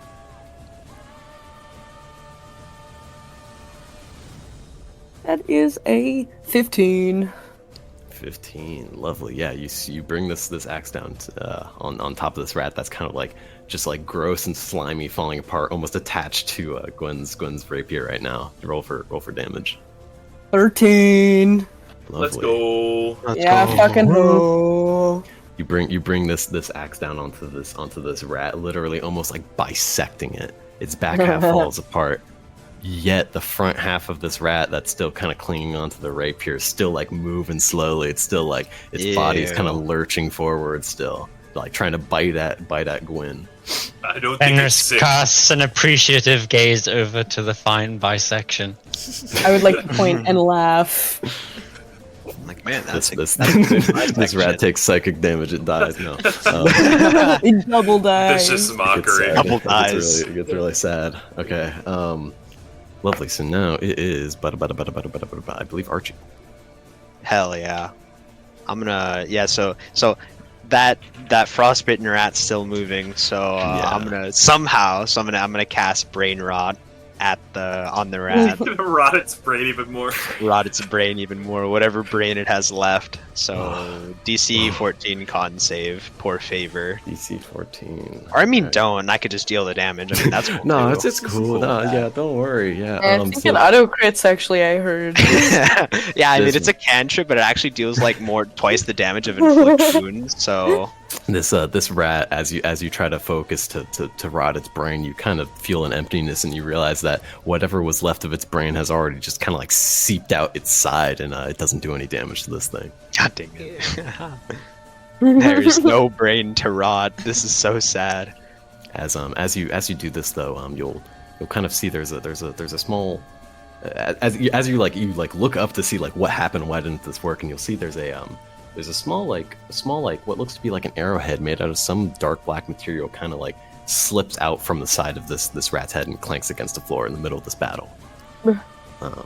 Interesting. Okay. But anyways, Rat 2, the one that tried to bite Gwen's leg at first, but it didn't hit, is going to turn around at Noro, who's still kind of holding its friend, quote unquote, hostage with this at the end of the spear, and is going to try and bite the back of like Noro's calf. That is unfortunately going to hit as this rat lunges forward and tries to it sinks its teeth into the back of your leg. Which rat is this? 5. This is Rat 2. It's going to deal it's going to deal 5 piercing damage.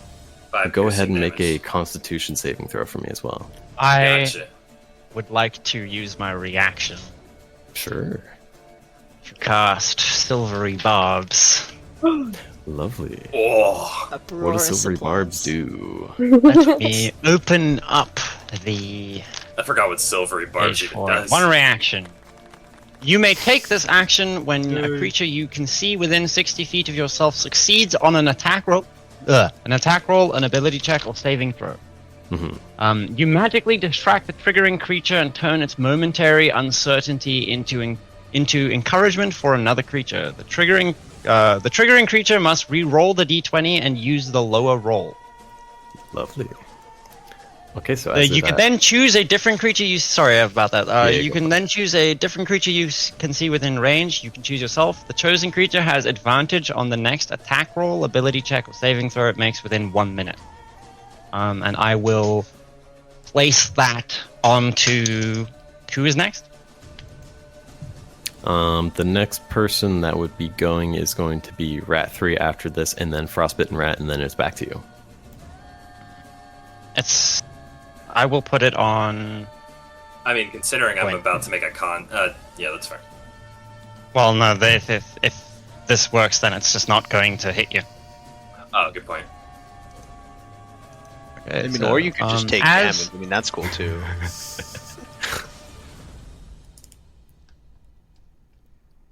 I'd like to, just kick up some fucking, dirt into this thing's eyes. I think we're standing that- right next to each other. Is that how you're Like, like, I'm just silvering the silvery gonna barb? say that is, I'm just gonna say Okay, I'm cool. actually just fucking throwing fucking cave dirt in its eyes. Fucking pocket sand this. I couldn't think of a one-liner, okay? Sure. Okay, so as you kind of like kick up like this kind of like the stone powder almost that's left over on the ground from excessive mining. This rat kind of it'll squint as the dust flies into its eyes, kind of blinded now, trying to bite down, and yet it still does land its bite onto Noro. So that's it, 5 damage, Yeah, that's going to be 5 damage. Yeah, and you said a con Make a saving con throw? yeah. Then also make a con saving throw. Gotcha. I roll con saving throws with d20s, right? Oh, well, I yeah. gave you advantage, though, by the way. Oh, yeah. So Yeah. that's... So yeah, so you roll a d20 with advantage, and then on your sheet on the you have a +2 to this roll. So yeah, roll with advantage and then add 2 to whatever it is. That's a dirty 20 with advantage. Oh, yeah. Lovely. Cool. Okay, now it is Rat 3. This rat that was still kind of stuck to the end of your spear has over this time finally managed to wiggle off of it. It's now still bleeding a little bit. Is going to lunge forward at you to try to attack you again. Dang, I was gonna flip it over and slam it down. Bonk it. This rat, unfortunately, though, as it's coming towards you, its wound it has in its side kind of hampers its movement, sort of hesitates a bit, and as it bites down, you're able to kind of just move your foot quickly out of the way, and it doesn't land. And we're back to Frostbitten Rat 2, my beloved. Unbeloved. We hate Frostbitten Rat too. I love Oh, Frostbitten obviously Rat too, Frostbitten and Rat his too. half brain. This rat His being- half brain. This rat being bisected now, like almost like Soup grappled brain rat. to Gwyn.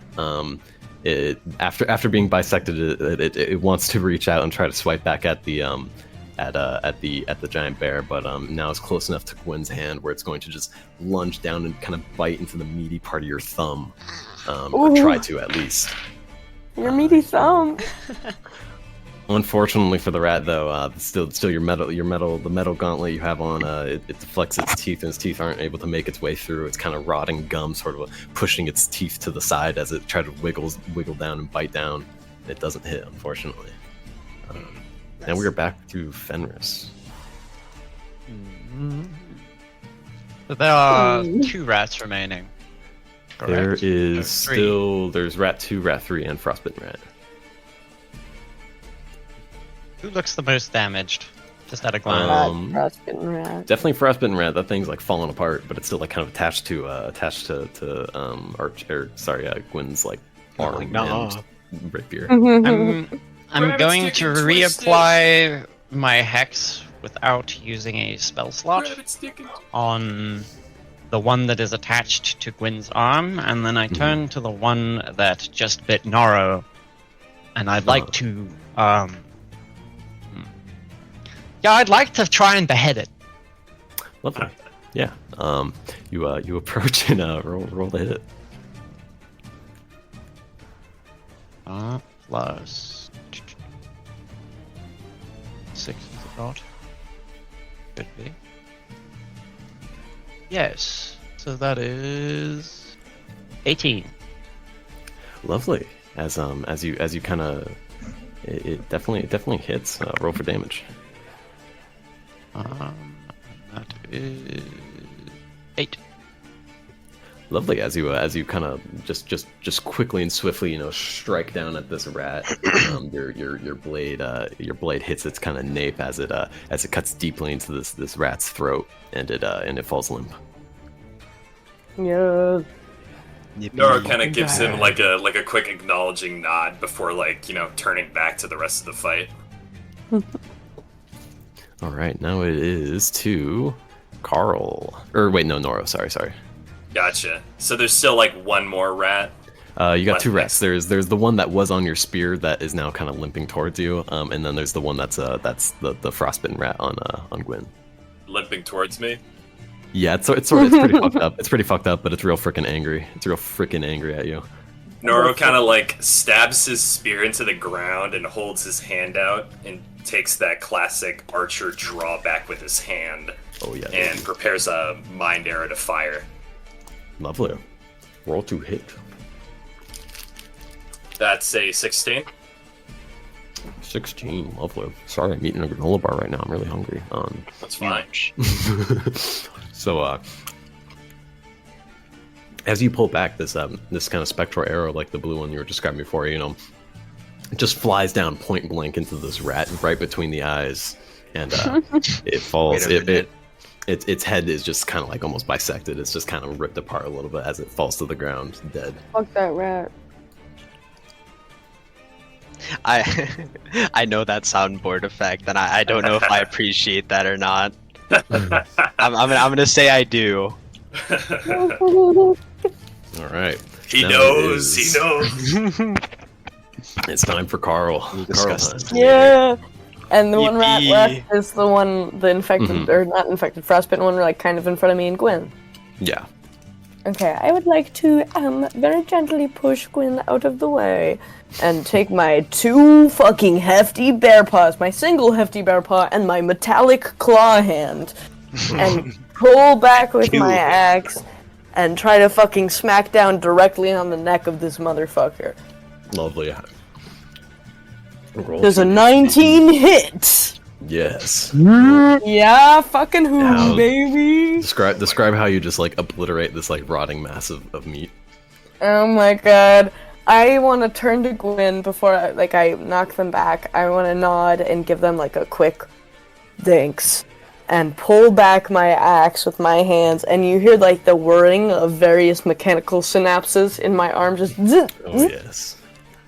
and fucking smack down on this motherfucker's neck, fully attempting to decapitate him war crime style.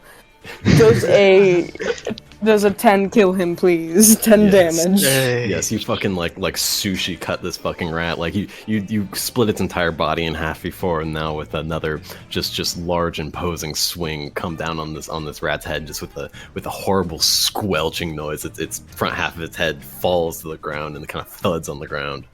There is nothing I find more satisfying than a horrible squelching noise. just a real good fucking like crunchy squelch. I scream full on. And with this surrounded by just viscera of gross rat on the ground, you defeated all the enemies. Good job. Let's go. I like how the music's coming towards the end as we yeah. Lovely. All right, yeah, you find yourself now in this room full of viscera and carnage with this large ursine person that you've never seen before in your life. Yeah, I just want to turn around and give everybody a big thank you, everyone. I thought I was gonna fucking die. Since when is that bad here?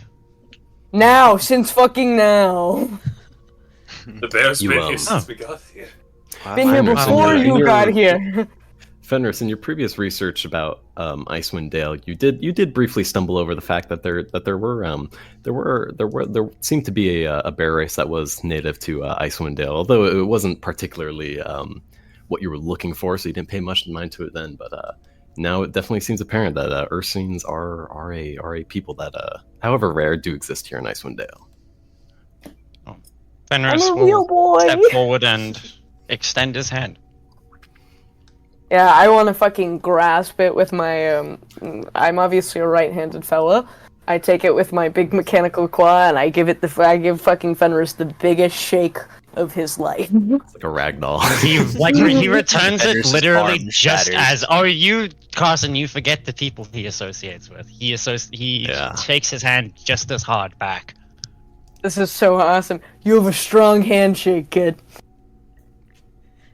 Thank you. So do you. He looks at like the axed hand. I release a hearty laugh. I My imagine accent it's- has retracted now that I'm not out of battle because it can do that. Wait, So cool. wait. and epic. I when I heard axe hand, I thought you meant like as in like your axe hand is in the hand that holds your axe. You have an axe hand? No, I have a hand that holds my axe, and I have a hand that is an axe. That's fucking awesome. This is actually the greatest thing ever. most mechanically optimized barbarian in existence. No one can hit me, and I can hit everyone. I will always have a weapon. I am the weapon. As Fenris is going to sheath his sword, by the way, there are like a few, like they look like grimy droplets of water like on the blade, and he looks at them before snarling in disgust and literally just shaking them off. Yucky souls. Looks we don't very want those. similar to the other souls, presumably that he's pulled from other creatures. Can I? Okay, one of two things. Can I either A, ask how much damage Gwyn took in that last fight, or B, do a medicine check to see if I can discern how much damage Gwyn took in that last fight? Yeah, you can. I would say generally you would have to make a medicine check to figure it out. But assuming Gwyn is willing, you can just know what I it would. is. I'd. I'd look Also, into just it. like to add, how's your leg doing, Nara? Yeah, it's fine. I've dealt with worse. You'd probably clean it before it gets infected. That's a good point. Nora kind of like reaches into his bag and starts like fumbling around for stuff to clean it. Well, I think What we were you might gonna have say, somebody that is capable of doing it. Yeah. Oh, yeah, yes, for sure. right. My bad. Sorry. How? Nora kind of. Wait a sec. Hold on, let me go get my knife real quick. 1 second. how like beaten up is Gwen like visually? I think she'd be trying to put on a bit of a tough face right now. Oh yeah. Oh yeah. Just a bit. Oh yeah. But yeah, go ahead and try to make a medicine check to see what Gwen's health is actually looking like. Well, they're all doing all their things. Can I just scamper around and pick up like 1 or 2 crystals off the ground? So yeah, in this section of the cave, there's also some crystals or some gems that are embedded in the wall. Unfortunately, you wouldn't be able to just pull them out with your hand, but there does seem to be What are those made out of? there does seem to be multiple kind of pickaxes that are sort of Crystal. lying around in this room. There aren't even any on the floor. I have No. magic. Karl decides it's too much work and he changes his mind and slumps. Oh Jesus, 22. This is so heartbreaking. Yeah, I think I know like everything about Gwen. yeah. Her No, health. Jay, go ahead and let him know what your health is or whatever. I'm at 16 out of 25 right now. Nerd. Nerd. Yeah, sorry I care about my patients. Gwen, darling, come here. I'll take care of that for you, and I'll do. Okay, that's 16 out of 25. Fenris raises his eyebrow. I've only been working with Gwen for like 3 years or something. Fenris 2-3 years. Fenris looks at Nora and he Sorry, what did you say And about he- how much got restored? Oh well, hold on. I have to like heal. I have to heal it Yeah, first. yeah, You're missing. Okay, so you're missing like 9 HP, right? Yes. Damn it. Okay, hold on. Looking through his looking Yeah, through my the my, notebook. my expansive list of healing spells. Revivify. Okay, I'll cast Cure Wounds on Gwen. Lovely. Wait, that's my D8. Do I take it that Drow and the human were your companions? Fenris turns to From 9 HP. Oh my I'd goodness, say. it's perfect. Conveniently enough. Yeah, so Karl will recognize the two that he met that this man mentioned to be the other people that were hired for this job. You don't particularly know them. You pretty much only just met them at the entrance of the cave, but they seemed nice enough and assisted you down here. But once they got towards the rats, one of the frostbitten rats had lunged and attacked the the wizard that was with them. Deeply wounding them, and this kind of dainty man sort of passed out immediately. With their kind of drow ranger companion, sort of trying to drag them out of there, leaving you to deal with the rats. Would I have noticed that he was a wizard? He was wearing a long robe. He was a very like dainty looking man. I'd give Fenris like a toothy smile in response and be like, nothing more than coworkers, but they clearly couldn't handle the rat infestation in here. It's a little bit pathetic, isn't it? Well, I don't judge anyone based on their skill set. Maybe not everyone's suited for the mines, though, like I am. And I cough up a little bit of blood into my hand. Just a little bit. Oh, I could fix that as well. Please, Karl, could you? was it? Yes, Can I do Karl. a medicine check and find out how much HP Karl's missing as well? I am missing 0, but there is something else you might need to find out about me very quickly, Yeah, Doctor. go ahead and make a medicine check. Also, sorry, some late flavor text. Dirty 20. Tuberculosis. Gwyn Oh yeah, go will, ahead, MJ. will kind of sigh in relief after getting healed and just go, thank you. Of course. After checking the body of this large earth sign. By the way, what is Karl like wearing anything? Like what's his kind of? He's got some He's fluffy, absolutely nude. no, almost entirely naked, but he does have some fluffy shorts on that look to be made of brown bear fur. Whoa. But besides that, he's got nothing on, and they're quite short. He's in short shorts, Goddamn. fluffy short shorts. He is like kind of a polar bear looking, right? Like he's like at the white. Yeah, Kind of he's fully. Yeah, he's a polar bear. He's 6'9". He's pretty hefty. He's just a bear, but on his hind legs. Lovely. Yeah. As you Archie, as you check them for wounds, you don't notice any particular wounds, but on their chest, kind of underneath like a big kind of tuft of fur, you'll notice some sort of scar. It looks relatively fresh, but besides that, you can't discern too much what it would have been from. But it's definitely strange. It's almost kind of like in a star pattern. It's kind of like got like a center point and then multiple kind of stretch marks going outwards. Nothing from like any sort of sword or any sort of like bite mark that you're familiar with. Is it like magical?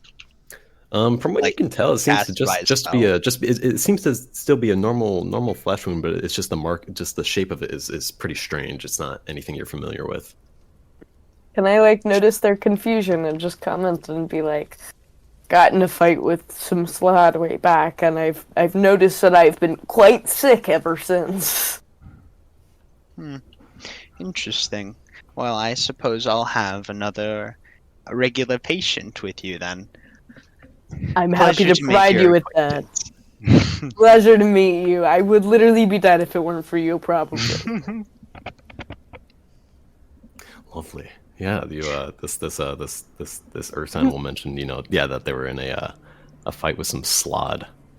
Anybody can make a nature or history check if they would like. Oh no. Yeah. No. Oh no. Oh no. Oh no! Oh no! Yeah. Well, that is. What did you say? Nature, survival. Nature or history. Make it survival because we're totally not all proficient in that. Yeah, definitely don't do survival. Well, either way, I rolled an 18, so either way is dirty 20. We both rolled an 18. Lovely. My friends, I have Does no anybody idea else- what this is.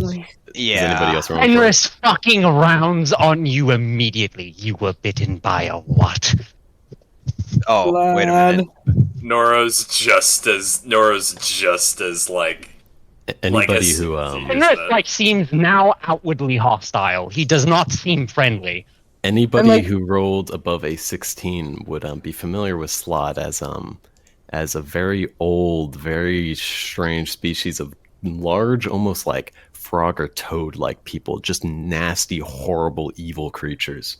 And unfortunately, the way that they reproduce is they will plant a tadpole, a small like offspring of themselves inside living hosts that will Literally slowly Craig. grow. They will slowly grow and burst out the chest of the person who is hosting them, killing them, and being a very, very dangerous threat to anybody else around them. It's a fucking xenomorph frog. They really got fucking. They got face huggered.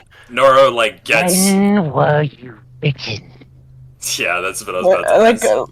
how long do you think ago? Like a week, maybe? I can do it Yeah, work. it's been relatively new. Yeah, I'd say like a week and a half maybe. Yeah, I'm like, I don't know. You know, the big goopy guys that bite you. Like maybe a week ago. There's a shriek in the cavern as Fenris draws his sword. Whoa! I'm not a freak. I'm literally like, I'm so normal. Please don't hurt me. Coolest guy. Archie, I'm gonna need you to make a medicine check for me real quick. Certainly. Gwen's gonna kind of try to get in between them. 25. 25. All right. So, you never particularly studied the Slod, but just from your general education on biology and anatomy, they definitely have come up a few times because of their strange way of reproducing. And you'd be familiar that it takes about 2 months or so for the thing inside to incubate. The latter half of that, though, it does start to get far more painful and debilitating for the host. But otherwise, you think that this might be something you might be able to help with. Although you would need all the tools and equipment you have at your office. Yeah, You wouldn't be able to take care of it where I here, could but, have all of that. Yeah. But yeah, at your home, you believe you might have the supplies needed to surgically remove this thing. That's wonderful. Well, Karl. What was the color of the slod? Do I recall? I'll roll. I can roll the an one that- intelligence check. Yeah, make a history check for me real quick. You and I have Siri. -2 Was to it intelligence. blue? Oh no! Karl is not the brain of the party. I got an 8. Oh Yeah, so you don't remember. You don't No. remember. No There was- clue. you know it was one of them, and it was still a relatively big monster. But you can't quite remember if it was red or maybe green or you're not sure. Yeah, I'll be like, he was pretty hefty. Red, blue, purple-ish, orange, maybe? I'm also colorblind. Is that like actually canon? Or are you actually colorblind? Oh, it's canon. I wrote hell it in yeah. right now. I decided it's canon. That's the best kind of shit. I did that with early my character having like nearsightedness, my barbarian, somewhere in a fucking session. Yeah. He's just nearsighted. You never knew before, but now he is. he just I'm, realized. like, I'm assuming, seeing as I rolled decently high, I know more or less the nuances of slot infection. From what you know, you don't know exactly how long it incubates. Your guess again is like maybe a little bit more than a month. It wouldn't be for a little while, but you definitely know they are very dangerous. I want to like. If it was a blue slod, you're going to die. Please don't say that. Please don't say that. And I want to turn to like. It is a bit relevant to me now, seeing as it could burst out of your chest. You can leave me at any time. We just met. It's not relevant to you. I'm just talking to the doctor, please. And leave a slod running around. Well, I suppose Fuck I don't you! really care. Fenris, trust me. Our new Yeah, friend trust here will this be quite fella. fine. I point. I know. You have Bursts nothing out to of their worry chest and bites you. I'm going to chop your head off. So be it, but you'll have to deal with Gwyn if that ever happens. That is true. I'm also Fenris hoping it doesn't just look won't very burst out. intimidated. I'm sorry.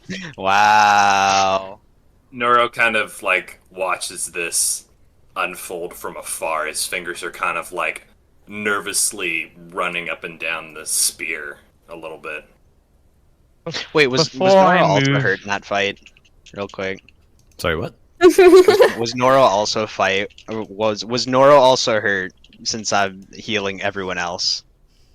Oh, Yeah, yeah. 5 damage. He did. Yeah, he took 5 damage from a rat bite on the leg. Okay, I'll give you a good suture, and then As I go to sheath my sword, still staring Karl down, I would like to, or like before I do it rather, I would like to look at my sword and 6 HP, John. consult it. Thank you. Lovely. Yeah, the If sword it will has kinda, anything to add. the sword will kind of give a low hum, almost like not quite like a purr, but something similar from a evil fucking sword. Kind of a deep like hum. Well, fine then. Fenris slips the sword back into his scabbard and looks back up, and he sort of casts a new eye on the bear person. I'm not even looking at him. I'm looking at Archie. I I'm like- assure you, Fenris, if we can return to my office, then I will have more than the necessary equipment to help our friend here. Thank With you, Doc. their I'll follow you anywhere. Parasite.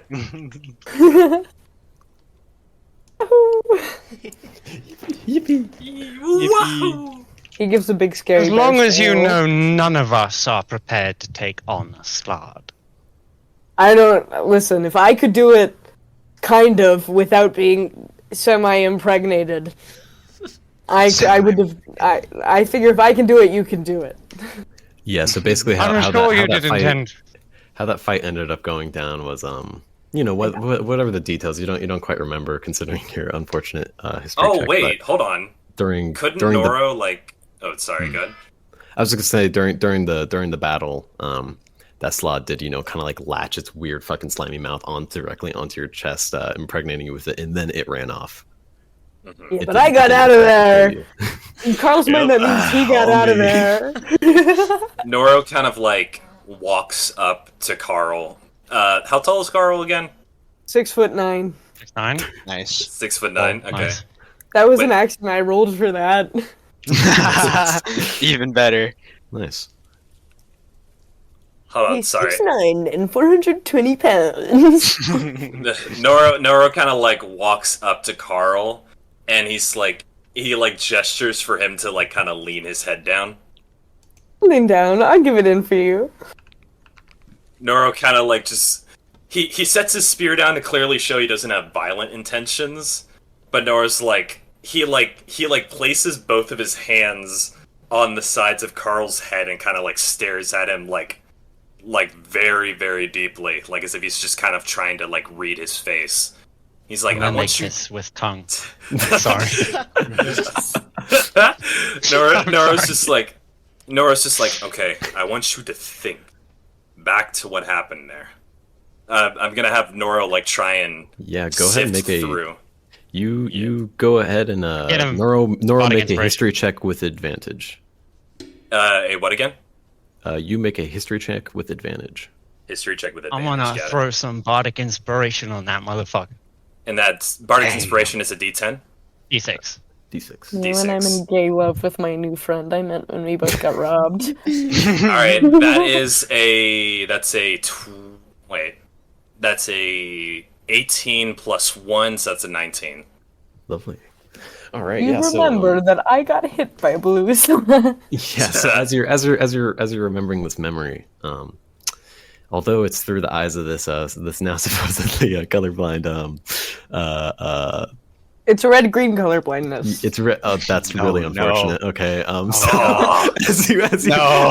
as you're thinking back and remembering this, from what you know of Slod, the one that was attacking this person in this memory you're now kind of remembering and sharing through their head, it was relatively small from what you know of different Slod. The different kinds of Slod in different ascending orders and different colors are different sizes. Some are larger than others.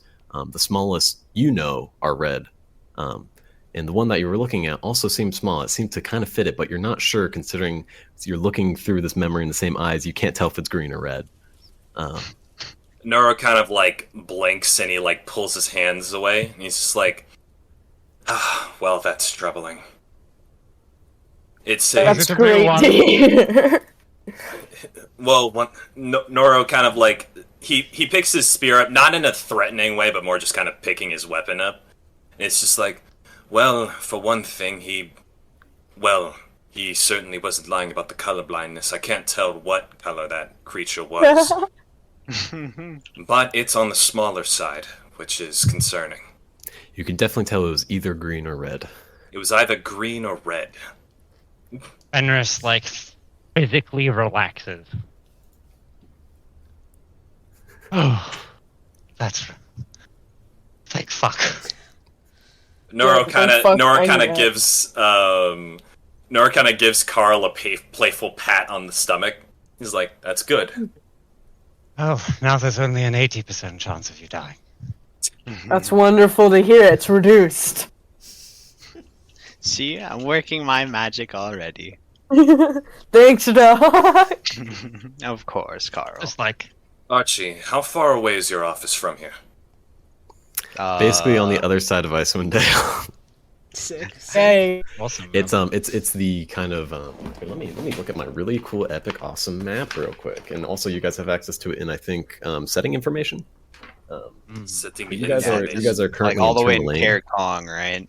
Yeah, Karakhonig is the I mean technically it's actually not that far, but it's across the Dwarven Valley, kind of past Kelvin's Cairn on Lac Dinishir. So we could probably like take a rest in Lonelywood on our way over there.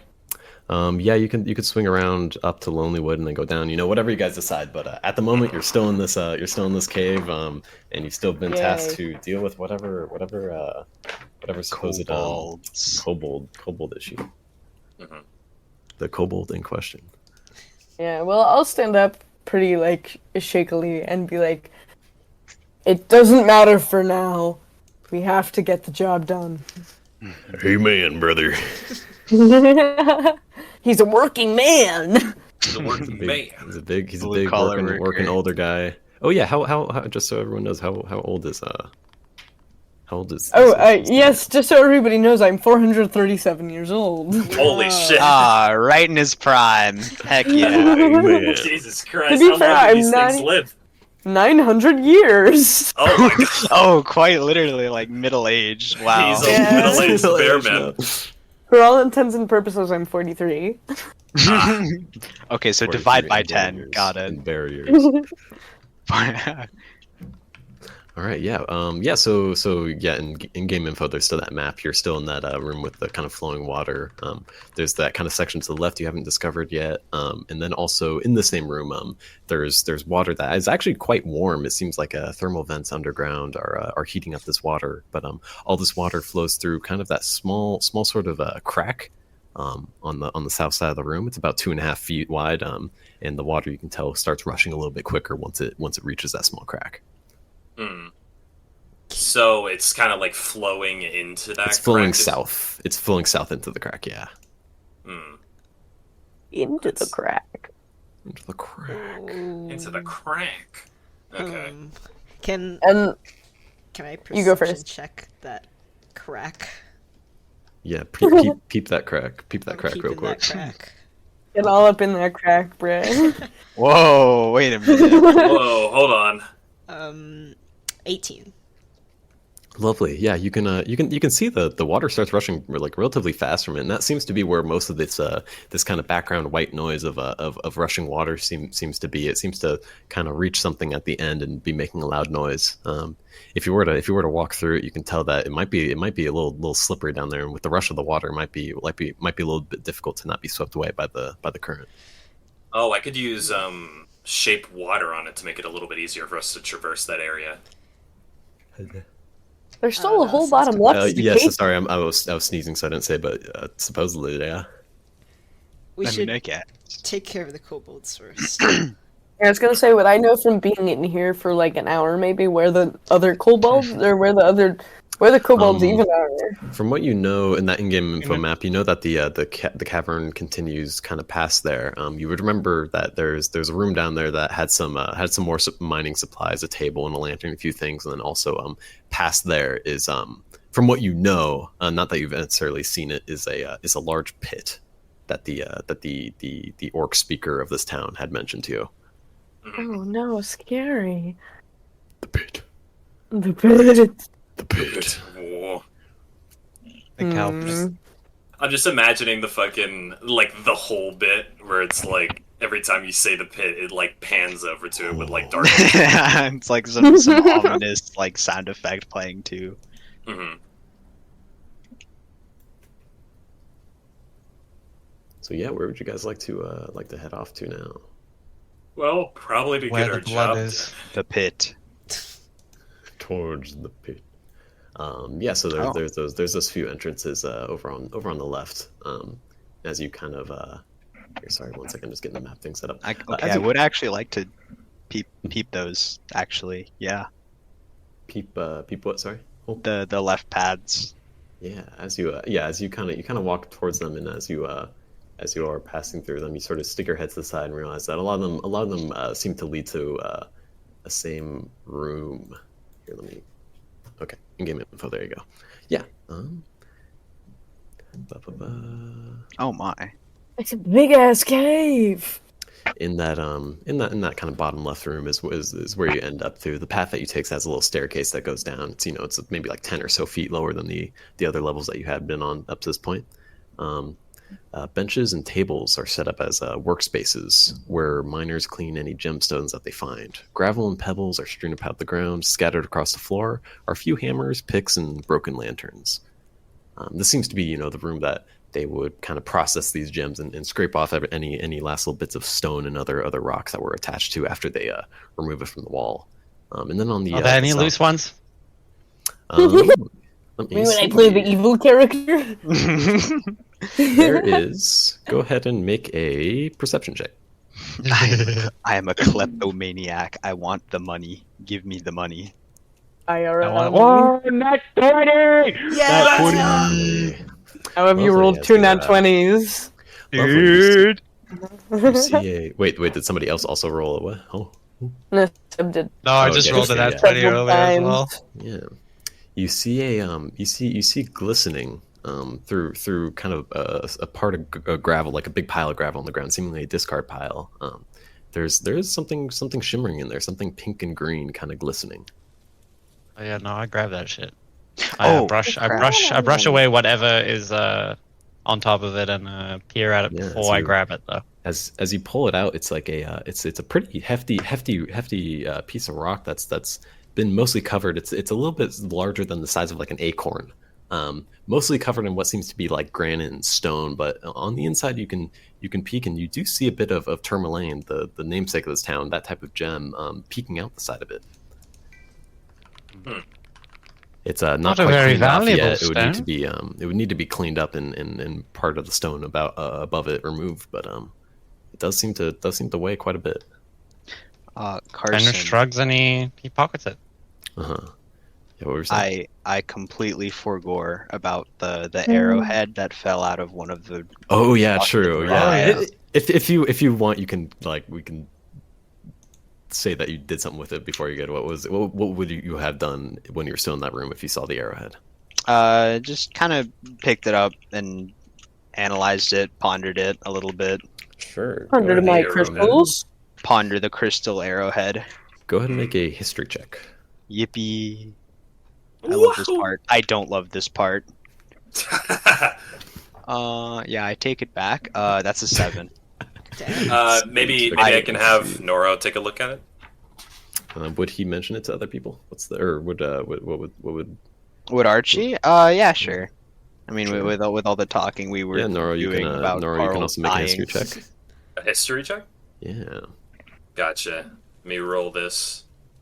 I'll glance See over to it. which- See what Noro discovers. That's a plus. There's no like other adding to this roll, like no advantage or anything. It's just whatever your history thing is, which I don't think you have anything in. Maybe? No, I don't. So Yeah. that's a 12. Lovely. Better than either me. either of you, when you picked it up, you would have felt this this arrowhead is cold to the touch. Although either of you don't really know exactly what it is, when you look into it, it seems to be a dark black, almost icy looking crystal. As you peer into it, the center of it seems a lot darker than the outside, and there's almost like cracks and fissures that lead to the center of it, almost as if you were on the top of an icy lake in the middle of the night, peering down into the darkness. You see on the outside is lighter, and those big, large cracks that go towards the center. As you're holding It it, looked familiar to me. to you it wouldn't. No. As either of you are holding it, though, you do feel. The only way I would describe is kind of a negative emotion, sort of a feeling of frustration or anger even starts welling up inside of you as you're holding on to this thing. Noro has an idea.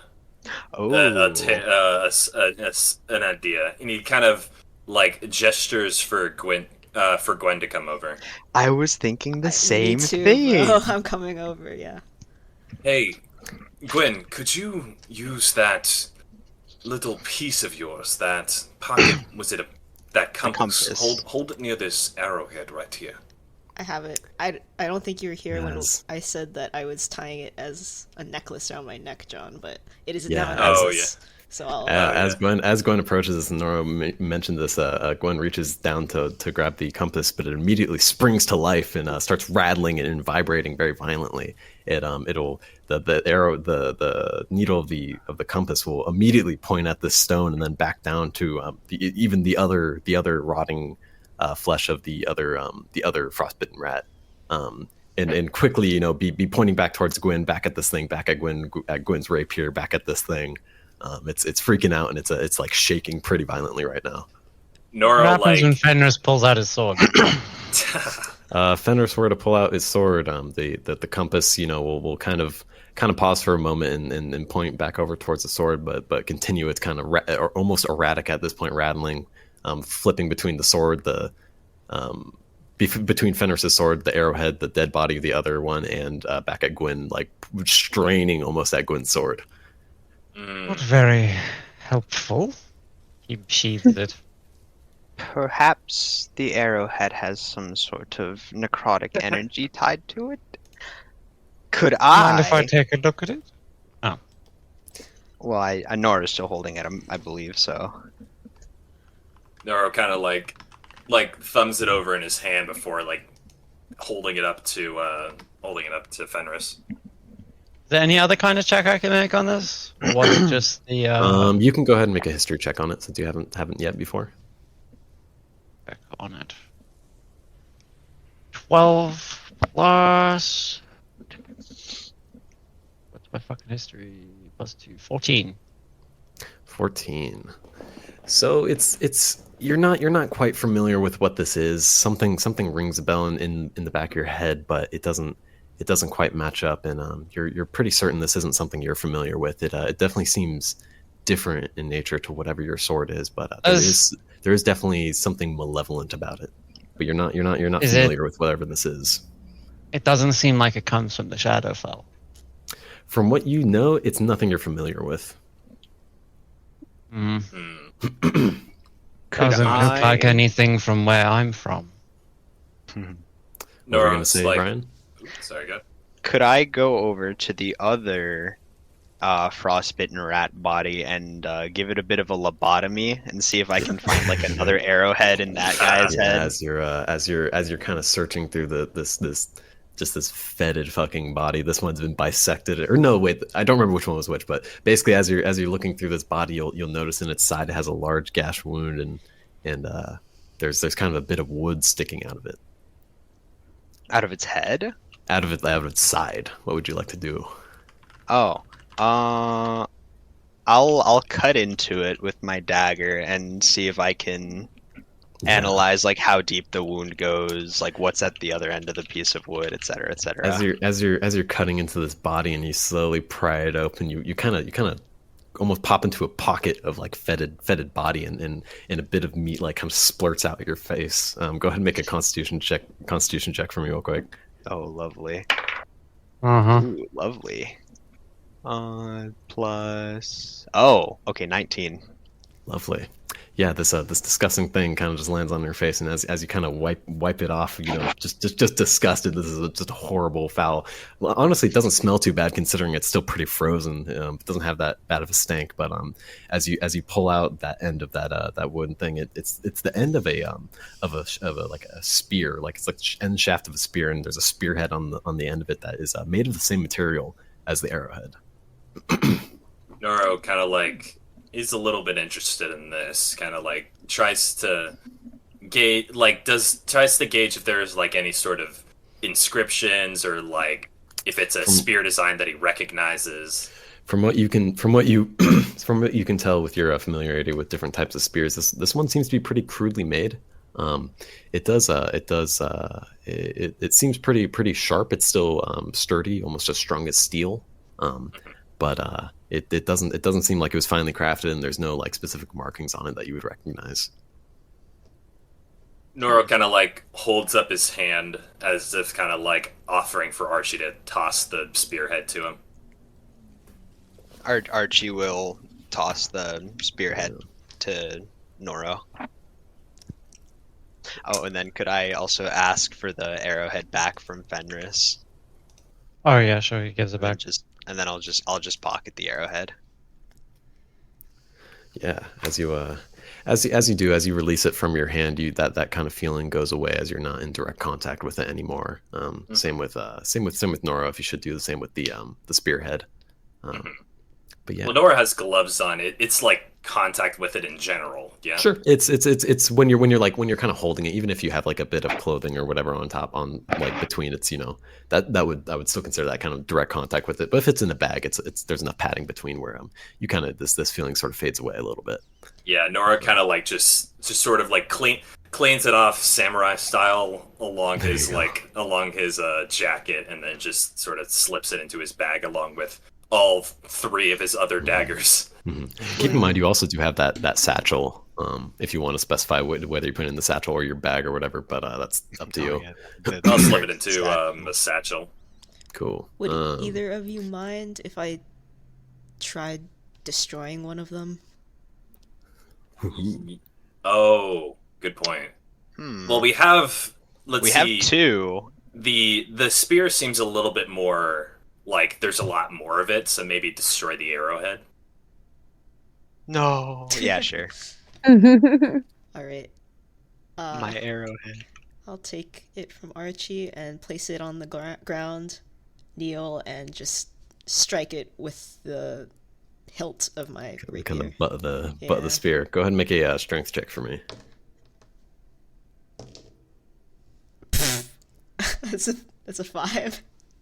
You just hear like a large, like almost like crystalline echo, just like the sound of like glass crunching. But as you strike down on this thing, but as you pull your rapier back up, it's still just as intact as it was before. Maybe Noro kind of. You want me to try? Yeah. Sure. Go ahead. Make a strength check. I will pull my sword out and I will strike it directly with the blade. Lovely. Strength check. Strength check. 15 plus. What's my fucking strength? Minus 12. Plus 2, 17. As you do the same with your sword, as it hits it, both the sword and this crystal kind of ring out. A small crack, forms kind of up the end of the arrow, with that same sort of like kind of crushing snow or sort of like ice cracking sound echoing from it very loudly. But it still remains mostly intact.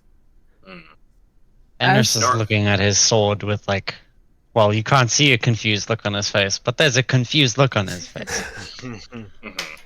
Noro kind of like he puts like like the thonking look, like to a thumb and a finger to his chin, and he's like, "How about that compass? Place it near the arrowhead. See if it has any strange power that can break these things." When he says that, can I feel the compass like not wanting to do that? The compass this whole time has still been kind of freaking out, trying to like leap at the arrow.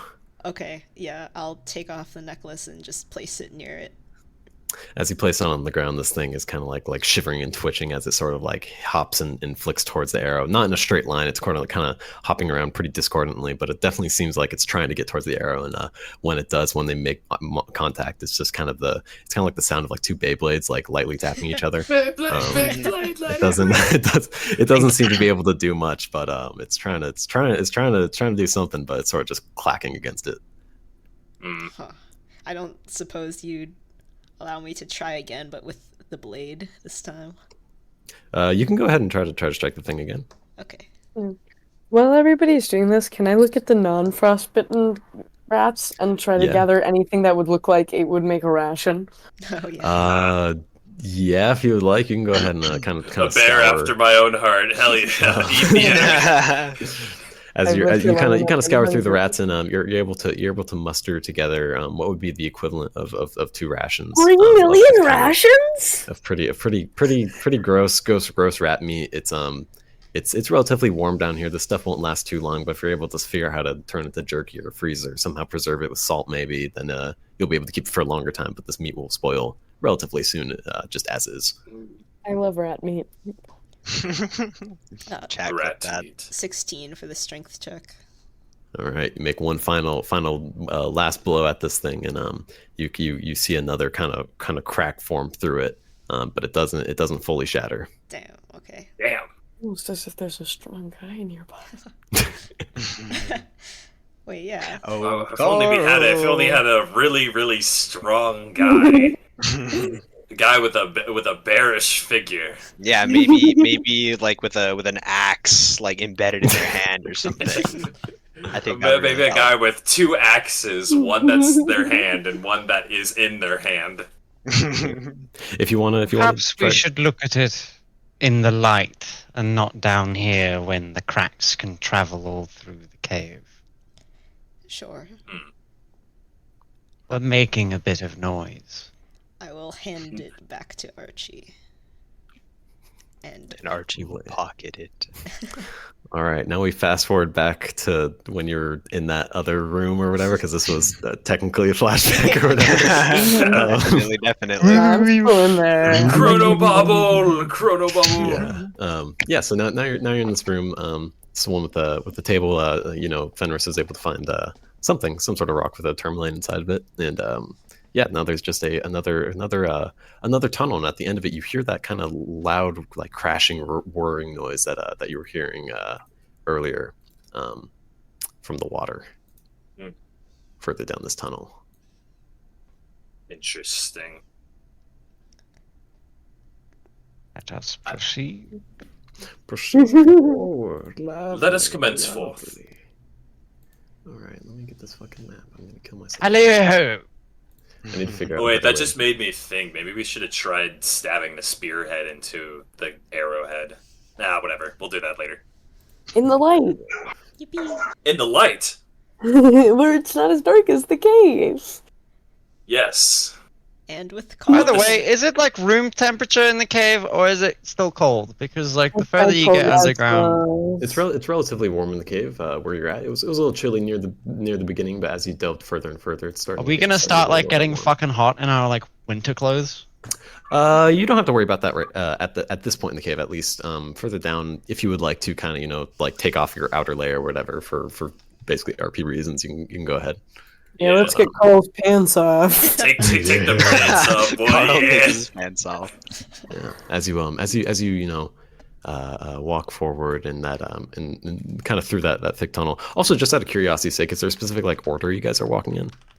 I'd like to be next to whoever's in front, and I'd also like to warn everybody in advance about the pit because I know about the pit. The pit. I'd say maybe Noro's a little bit more towards the front. He enjoys like scouting. Sure. Yeah, I'd say that Fenris is basically in line with them. Okay. Okay, yeah, so we'll just say like Noro, Karl, Fenris, Archie, Gwyn. Yeah. Reach. Sounds right. Okay, cool. Yeah, as you guys walk further, you'll come across this large cavern on the other end of the other end of this pit. You'll just see water rushing down into the pit below, and you'll see a kind of ramshackle sort of a wooden platform that scales the side of the pit to this other entrance on the south. This room is like deafeningly loud. Not enough to like hurt or anything, but you definitely have to like raise your voice or almost yell to hear over the sound of this like waterfall coming down through. My barriers. Archie gets another flashback as though from another life.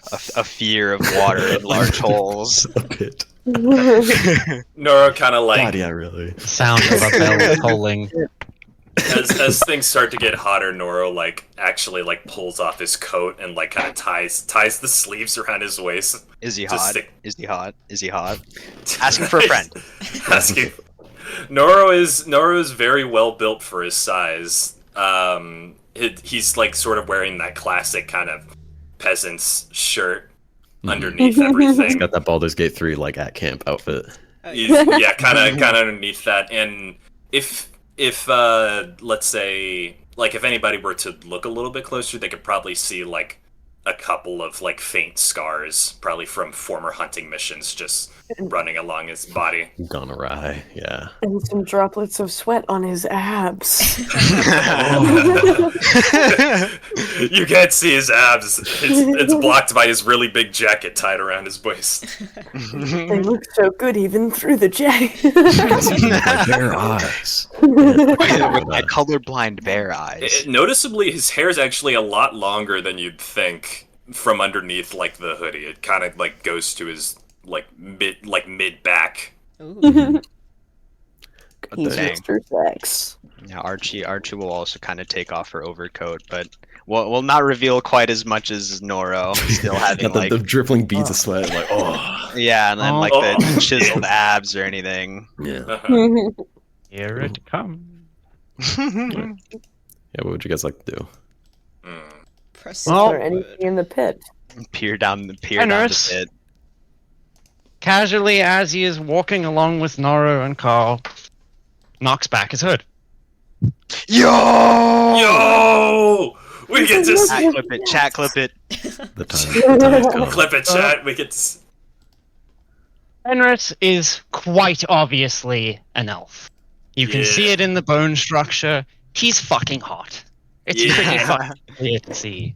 Elf moment. He is ashen grey with heavy lidded eyes and a scar on the corner or the right corner of his mouth that gives him almost the appearance as though he's smirking.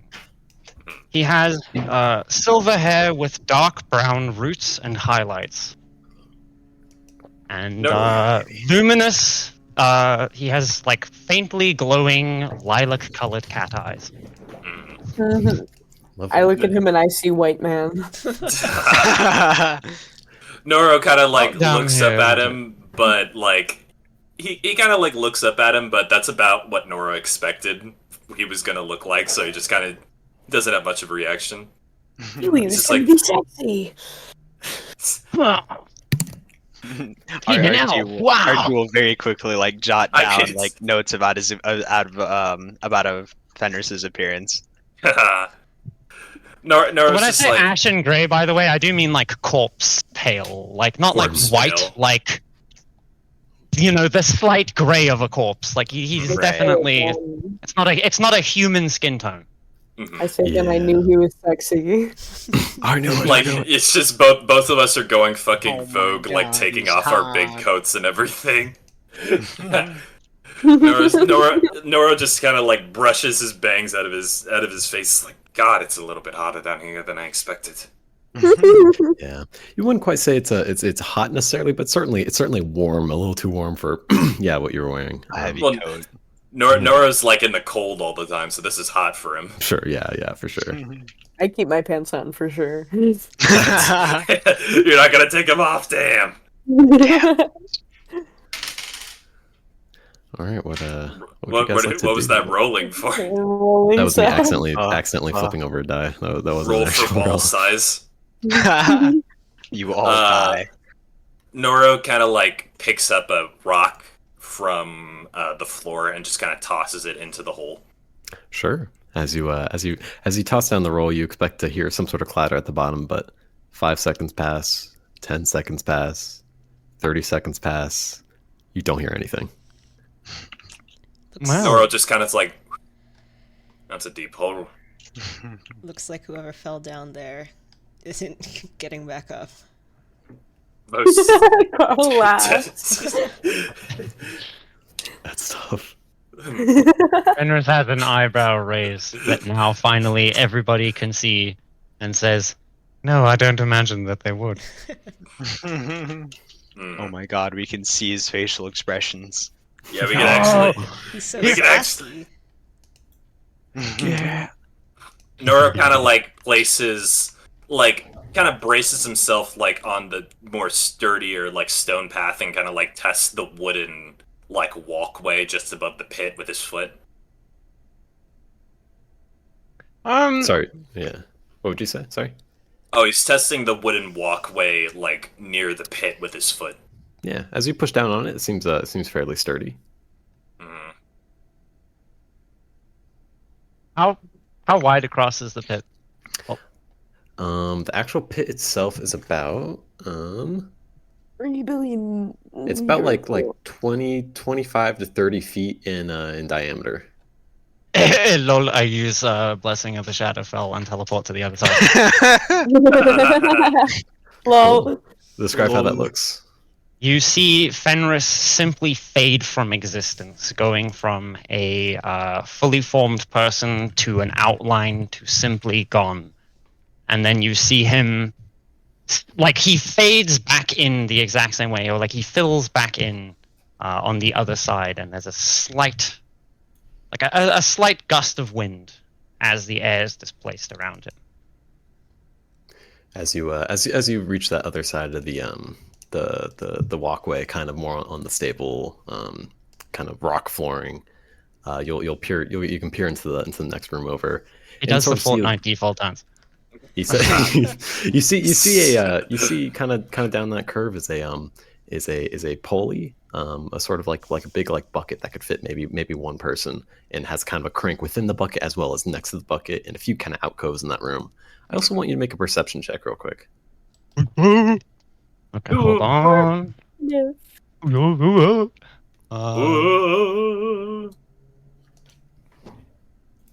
That is D20, 13, less, it's +4, I think. 17. Is it +6? No, it's +4. Okay. Yes, 16. 17. Fuck's sake. 17? Cool. Yeah, 17. Okay. I'm stupid. No worries. Okay, what does everybody else do? I'm Wait, fucking so shocked. he's doing what now? You got a perception Perception check. check. Rolled 17. Don't notice anything in particular. Mm. What's everyone up to? It I don't looks know, safe. Do I feel like this is where the kobolds are? Because that's all I care about. The orc speaker told you that there are kind of multiple layers to this gem mine, but you don't know really the layout past this point. Okay. Well, the wood lets me walk over to the other side. Yeah, you can walk across that I'm platform. so scared. I'm a hefty boy. I'm gonna do it anyway.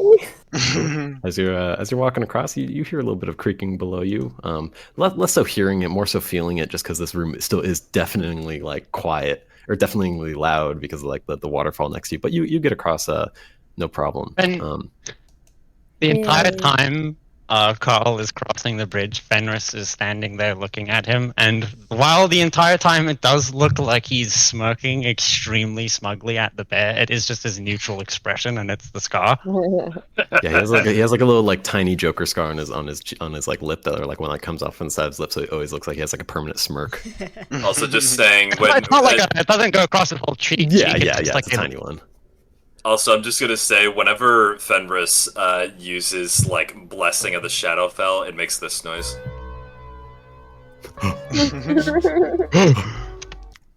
as I almost just called him Chris. As Karl, as you kind of come around the bend and look at Fenris, you're a little bit more than halfway over the bridge. As you look forward, Fenris would just see Karl's face kind of move down in dread for a moment as Karl is staring up the air behind Fenris. Fenris, you slowly feel 2 or 3 tentacles slowly wrap around your stomach and lift you up into the air for a moment. And as in this moment, as you're trying to swing around to look up, all you see is it's right behind me, isn't it? Guys. Shit, where'd it go? Sorry. Guys, you're gonna want to take a look at this. He's right behind me, isn't he? All you see behind you is a large monster. Stoic. A horrible, throbbing brain the size of like a large animal with a huge, horrible beak in front of it. Large tentacles come down that are all spiked and thorned and barbed as it grapples onto you and lifts you up. Everybody, go ahead and roll for initiative. He said the line. He said the line. Depending on when we end at 5 o'clock, we might have to just take a break halfway through this fight, depending on how it goes. Just so everyone's aware. But yeah. I don't know how much time I have anymore. Sure. I rolled another 17 for initiative. I was expecting 5:30, and then my mom was like, "Yeah, we're gonna leave at 5." Karl is fucking angry. Oh yeah. Finn, go ahead. You edit your like last message for the initiative instead of like sending a new message, just so we have it all like kind of in one. I will do. Thank you. If a nat 20 does stuff for initiative, does a nat 1 do anything for initiative? Yeah, you die. You fall down the pit. Damn it! No, just a instant slap at bottom of. Well, I mean it's a 1, so it's already going to be at the bottom of the turn order. But something might happen. I'd recommend not breaking in the middle of a combat because you never know when there's an emergency off week and. I mean, okay, I'll leave it up to you guys. I mean, if you guys want to like get into the beginning of this combat, we can totally do that and then pause and go on, or we can also leave it off here depending on what you guys want to do. I'm fine with anything as long as it's preferably before 1 in the morning for me, which is in like an hour and a half. Yeah, we end these at like 5 or 5:30, but Ryan has to go a little bit earlier today, so we have about like 20 minutes. I've had to go a little bit earlier for like the past 3 sessions. I'm sorry. God, you're not even committed to D&D. I'm sorry. I can only commit like 2.5 hours every weekend. Lucky for me, I quit my job, and I'm looking for a new job now. So once I secure a job and know what my schedule is, we can reschedule this to a time that hopefully is better for everybody. We could cliffhanger it. Start initiative and then dip. I mean, this time works for me. Which honestly, I'm down to call it here. But like this time works like perfectly well for me. It's just the past 3 weekends I've had stuff going on. No worries. That I can't really get out of. So we calling it here today. We're also hitting daylight savings soon, so Finn is going. Finn is currently at this moment, I believe, and Seb are 5 to 6 hours ahead, I believe. No. Finn is 2 hours behind me. Oh, okay. Oh no, you're only an hour behind me. Never mind. What's okay? What time is it for you right now? It's 11:30. It's 11:41. Yeah, oh no, normally, you are 2 hours behind me. Yeah, normally, by next week he's going to be. He's currently 7 hours ahead. By next week he's going to be 8 hours ahead again. Yay! Wowie. Okay. I love being 8 hours ahead of all my friends. Well, I will say we can leave off on this cliffhanger as this huge, horrible, abhorrent abomination, is slowly lifting Fenris up into the air. We'll leave it there. With my axe. We'll leave it there. Whoa. I was so tempted, by the way, like the moment you said the Fenris feels tentacles touching him, like it was on the tip of my lip. I was going to say, are you Blessing of the Shadowfell again? Let me go.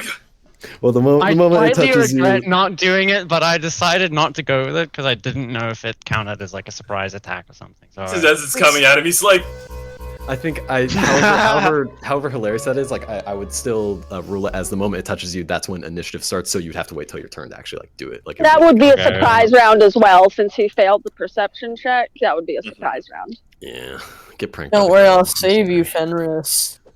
I got you, bro. I got you, bro. Don't worry. I'm not It gonna was take a so- single point of damage next session. It was so fucking fun listening along. Dude, I'm having so much fun with this. It's great.